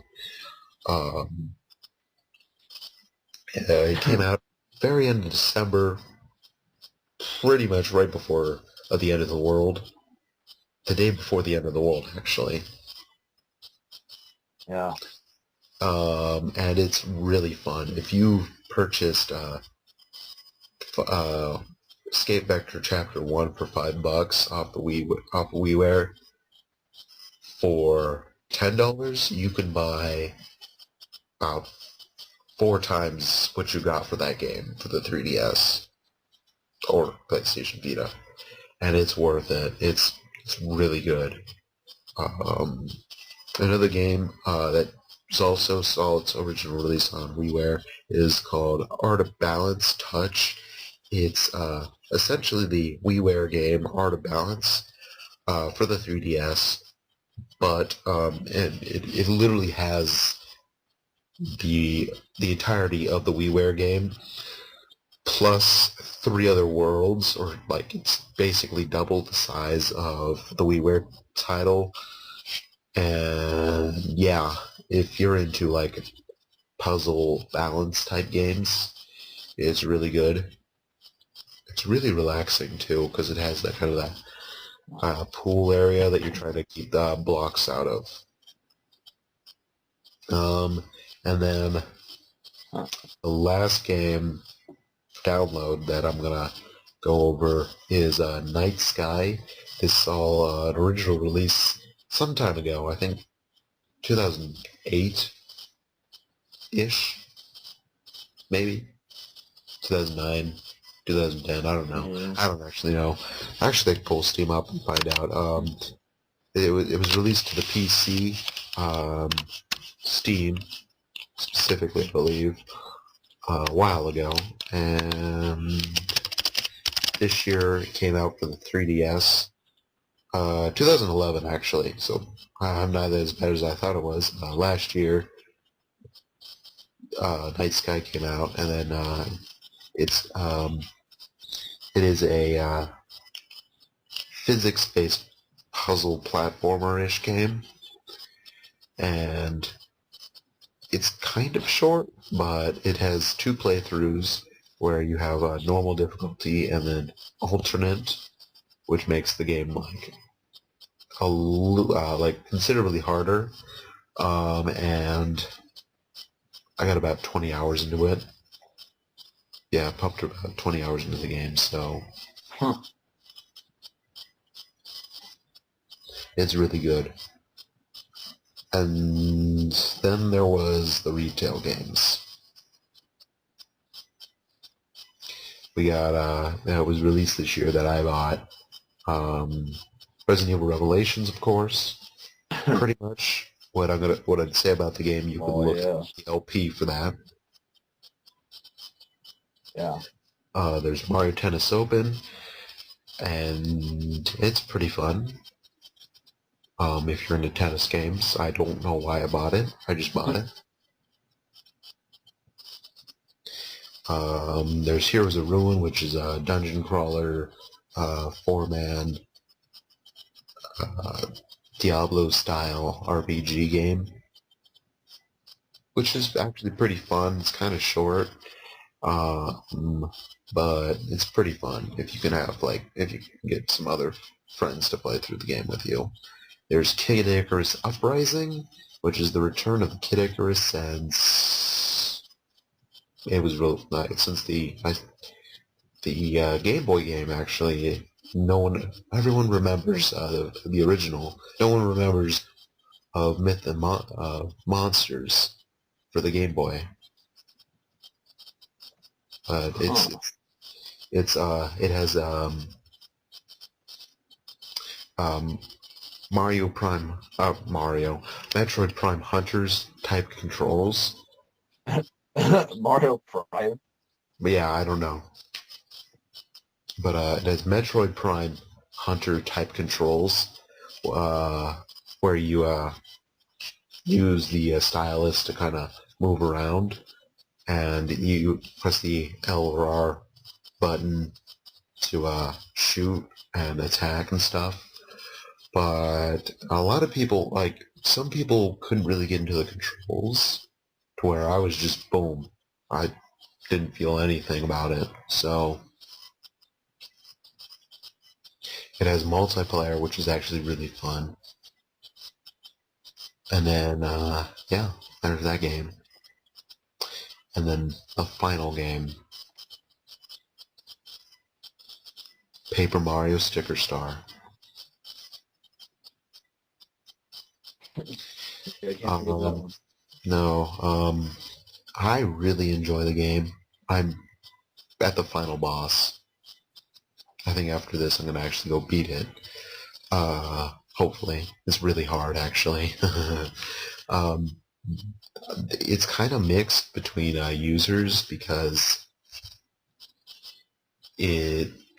people, I think, were expecting it to go more the route of the original game and Thousand Year Door, but I like to call it Drawer. There's a funny story about that. But it's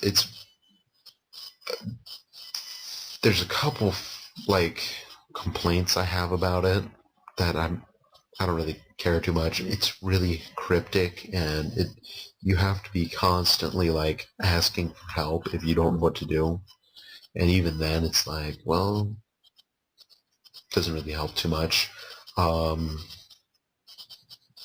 There's the battle system itself is completely useless except for bosses. Like literally, it's more helpful to just avoid enemies than it is to fight people. So you're literally asking for just running past them. Well, for the most part, yeah. But and my other complaint is the graphics. Well, it is very charming and stuff. When you try to throw on the 3D, it becomes really jagged. So, Are you saying it's not, the polygons are not actually that well rendered? well, no, I'm saying like all the edges become really jagged. Oh, the edging becomes terrible. Yeah, the edging. Yeah, it's the edging that becomes really terrible. Yeah, basically the edge smoothing takes a hit. Yeah, so it's far more noticeable when you turn the 3D on than it is without 3D. So I played the game mostly in 2D, but overall I really enjoy it. I really enjoy having a portable Paper Mario game. Mm-hmm. And I can understand why some of the changes, like the almost complete lack of story, and stuff like that, because of the fact it's a portable game. But I really enjoy it. I don't care what other people think. That covers it for me, Yeah. unless you have another game you want to talk about.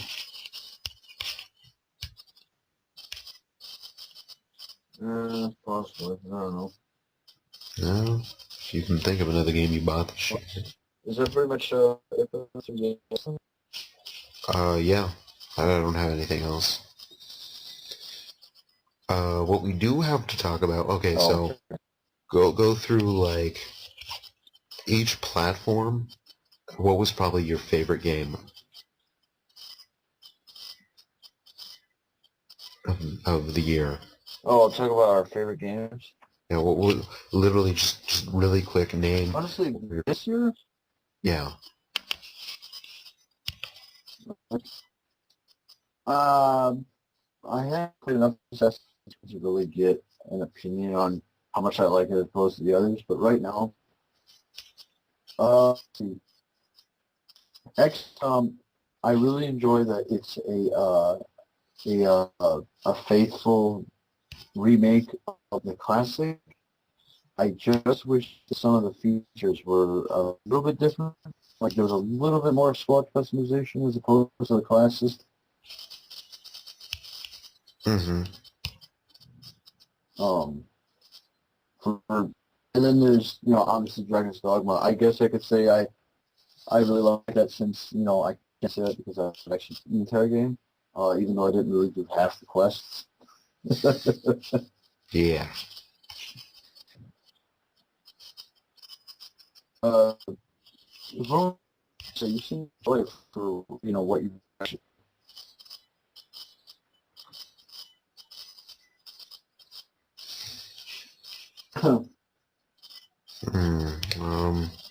I think for the PlayStation, yeah, I think for the PlayStation 3, because I haven't played enough XCOM and Dragon's Dogma to really give an opinion on retail games, it would have to go to Resident Evil 6 for my favorite game. And then Journey for downloadable games because I haven't played enough Dyad or Sound Shapes, and Sonic 4 is nowhere near the level that Journey is, and Nights I'm not really counting too much because it's a remake of a remake.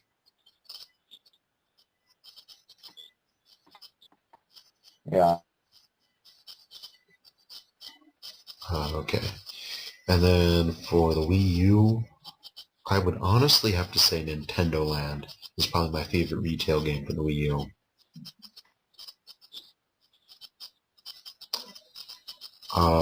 And it's really hard for downloadable titles because I really like all three of the games. Fuck. If I had to rank them, maybe Mighty Switch Horse would go in first. It's really close for all of them. Like Little Inferno, Chasing Aurora, and Mighty Switch Horse, all are like right there. So I can't really say which one. It's like a first place trophy. Yeah. And then I have a similar difficulty when it comes to Wii game between Xenoblade Chronicles and Last Story. It's just like right there. I really love both games, and there's things about Last Story I wish were a little bit better. Then there's things about Xenoblade Chronicles that I wish kind of a little bit better. If I had to pick one, Xenoblade, just a smidget over the Last Story, just because the Last Story is like 25 hours long. Yeah. Where Xenoblade Chronicles is too long. And then for DS, it's two games, Pokemon games. I'd honestly say Pokemon Conquest over Pokemon Black 2. Yeah. I just had more fun with Pokemon Conquest. I actually sat down and beat it like without having, long lapses between each playthrough. Between each play. So yeah. For 3DS, my top three games were Revelations, Paper Mario, Sticker Star, and Uprising, Kicker's Uprising. Revelations and Sticker Star are pretty much tied for first. Really enjoyed both games. Revelations, I love raid mode. So Knife of Doom. Pale Rider of Doom. Oh yeah, the Pale Rider is like, what's that? A boss? I don't think so. What's that? Anything? No, you use anything. Against anything, you use a knife. Against like really tough bosses, you just troll the other person by using the Pale Rider. It depends on the difficulty. If it's the very minimum difficulty, yeah, I go through the entire level just knifing things. What about Abyss? Then I actually play. I actually use my shotgun, handgun, and Pale Rider. For downloadable 3DS where downloadable titles, I think it would go. It's between Escape Vector, the Dempa Man, and Night Sky. Okay. I think Dempa Man comes out first, Escape Vector second, Night Sky third. I think that's how that would go. Yeah. Yeah. That pretty much covers that. The games that came out this year that you would like to try out? This year? Yeah. Well, for one, I want to fucking get White 2 already. Yeah. I also want Revelations. Yeah, it is a good game. Well, considering apparently, I found what my, actually, no, I didn't buy this. My dad, or somebody bought me this.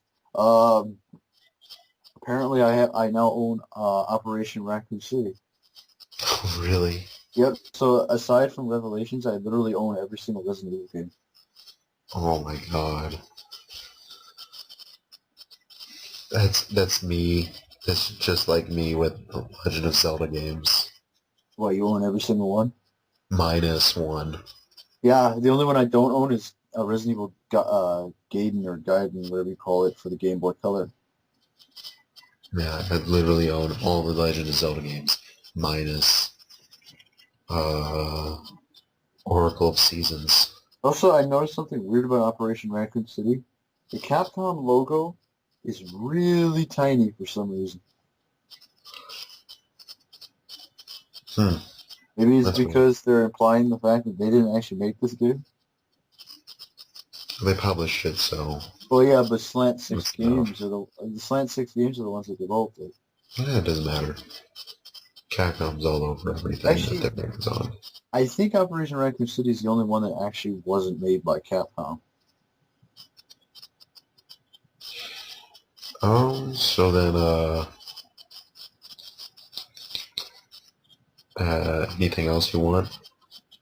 Um, do.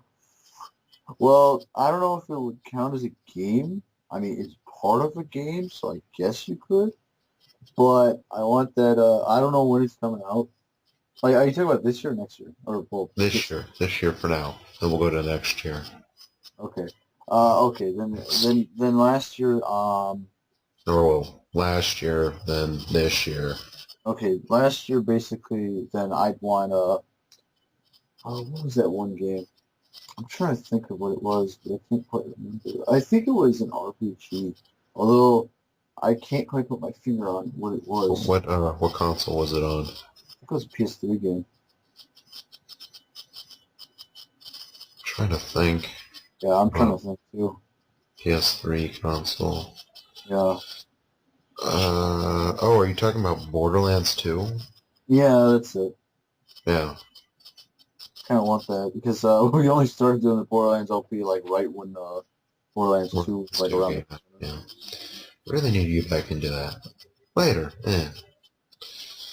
That was my 2 rocket launchers. Okay. Anything else? For this year or next year or whatever. Last year. Okay, last year still. Then trying to think. You know what? Considering the fact that I didn't really see a lot of games come out that interested me back then, I really can't say. No, The Last Story. No, Xenoblade Chronicles. I've never even played what was it called? Xenosaga. Neither did I. But I don't. The thing is that I'll play RPGs, but I'm not huge on them. Whatever, faggot. I'm not saying that as a negative thing. I'm just saying Freaky alien genotype. I don't play RPGs a whole lot like you guys do. Like if anything, like if you want to count something that's not a shooter that I play the most, it's probably a strategy game. Whatever. Get out of here. Just get out of my face. You see what happens when one of the Stooges ends up having way different tastes than the other two? No. I don't share the same taste. It's Cloud. That's Oh. nasty. Oh yeah, that's right. You know, him and his games that he never finishes. Yeah. I'm not into Toho. Yeah, I don't like Toho. Like, I mean, I guess it's okay for what it is, but honestly, it doesn't interest me. Like, I'm not much of a shoot 'em up kind of guy. Alright, was that it? Done? Yeah, that's probably it. You gonna get out of my face now? Okay. Let's see. For the 3DS, Coda Princess and Rhythm Thief and the Emperor's Treasure. I kind of want both of those games. And then Project X Zone, even though it was only released in Japan, really hope they ported it over to North America. If not, this year, I hope they're bringing Project X Zone over. That's the one, the thing between Sega, Capcom, and yeah. I remember that. Yeah, that's that. Let's see, those are the retail games. From DSi, where actually there's a game called Candle Root that's like $2 that actually looked pretty interesting. It was released. And then for 3DS, where that was released this year, Cave Story for the 3DS. It's probably one of the most definitive versions of Cave Story, so that's why if I'm going to get into Cave Story, it's going to be the 3DS version. Crashmo, the sequel to Pushmo. People are wondering, why didn't you mention that earlier? Well, it's because I don't own it. Crimson Shroud, it's a really good RPG, apparently. And then a game called Unchained Blades, which came out, I think, for the PlayStation Vita or PlayStation Portable last year or the year before that or something like that. But it was released this year. Oh wait, no, that's not this year. It's coming out this week. I don't know. The game came out last year. Never mind. Regard Unchained Blades from your memory. Never happened. For the Wii U, Zombie U and Scribblenauts Unlimited. Yeah. And Nano Salt Neo. Those are the 3 games I want that came out. For that, nothing. Oh wait, no. There's one game, La Mulana for the WiiWare. Kind of want that. And then for PlayStation 3, I agree with Borderlands 2. And then for Steam, I'm looking at Flying and Thomas Was Here. Oh yeah, Steam. That kind of reminds me. Yeah, I kind of watched Civilization 5. Yeah. I told you it was on sale. Do you see how badly things on my mind these days? Yeah, I told you it was on sale, like, when it was on sale, and now it's not on sale anymore. Well, not as much of a sale it was on. I'll get it eventually. Right now, we're looking at Borderlands 2, 50% off. But it's not the PS3 version. Yeah, and I don't, the only games I ever play on Steam are those that usually are, like, mainly exclusive for PCs. Yeah.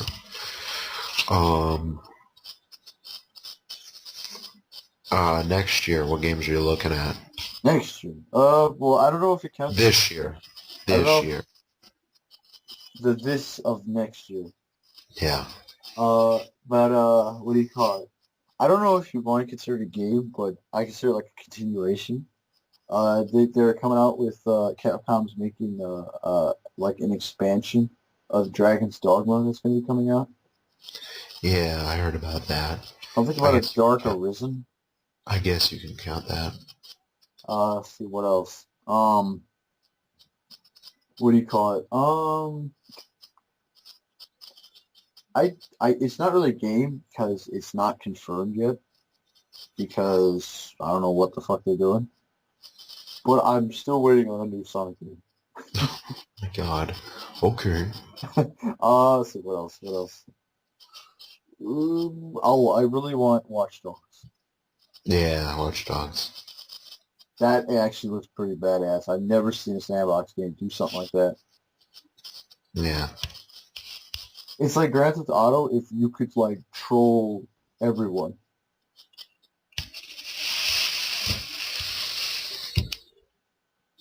And, like, I do horrible things. Like, I'd reschedule the bus stops and make people miss their stops. Oh, no. You terrible fiend. I'd hack into the gas stations to make their prices too high. They're already high enough. See how evil I am? And all without killing a single person. Yeah. All right. For me, I'm looking at, of course, even though it's not going to be released this year, the eventual release of Super Smash Bros. Game. Oh, yeah, and Pikmin 3. Well, yeah, there's that. Fur Emblem Awakening Mm-hmm. for the 3DS. Luigi's Mansion's Dark Moon. Pokemon Mystery Dungeon. Is this supposed to be Luigi's Mansion 2? Yeah, it's Luigi Mansion Dark Moon is the second one. Oh. And then they've got a new Pokemon Mystery Dungeon. Did you expect them to make a sequel to one of the GameCube's launch titles? I was expecting a sequel, not for the 3DS. Well, it's like it just seems so weird because it was so early in the GameCube's lifespan. I'm surprised they still remembered it. Yeah. And then they're coming out a remake with of Dragon Quest. That 8, 5, 7. That's 7 for the 3DS. Still waiting on Sonic Blast joining the ranks of the Virtual Console. I still am waiting for my Skies of Arcadia, damn it. Oh, that's true. Sword and Soldiers 3D. I know there's a WiiWare version and other things, but really want... You're just going to buy it for the 3DS. And then Rhythm Hunter Harmonite, the game that's being made by Game Freak. Mm-hmm. It's that rhythm game. See, another rhythm game. All over this. The funny thing is, I think Rhythm Knight would be the second game that had an association, like that Game Freak made that had an association with Sega, since the first one was technically Pulse Man. Yeah. And then Pikmin 3, Rayman Legends, The Wonderful 101, maybe Bayonetta 2, definitely Runner 2. It's like the reason why I bought the Wii U. Yeah, I'd probably... Yeah, I don't even have the first Bayonetta, but I've actually been seeing videos of it. It actually looks kind of funny. Yeah, I might pick it up. Sly Cooper Thieves in Time, Watch Dogs, of course, The Last of Us, and the new Tomb Raider. You know what I want to try out, even though there's a lot of elitist Metal Gear people? Mm-hmm. I want to try out that one starring Biden. Just to see yeah. how, just to see, Yeah.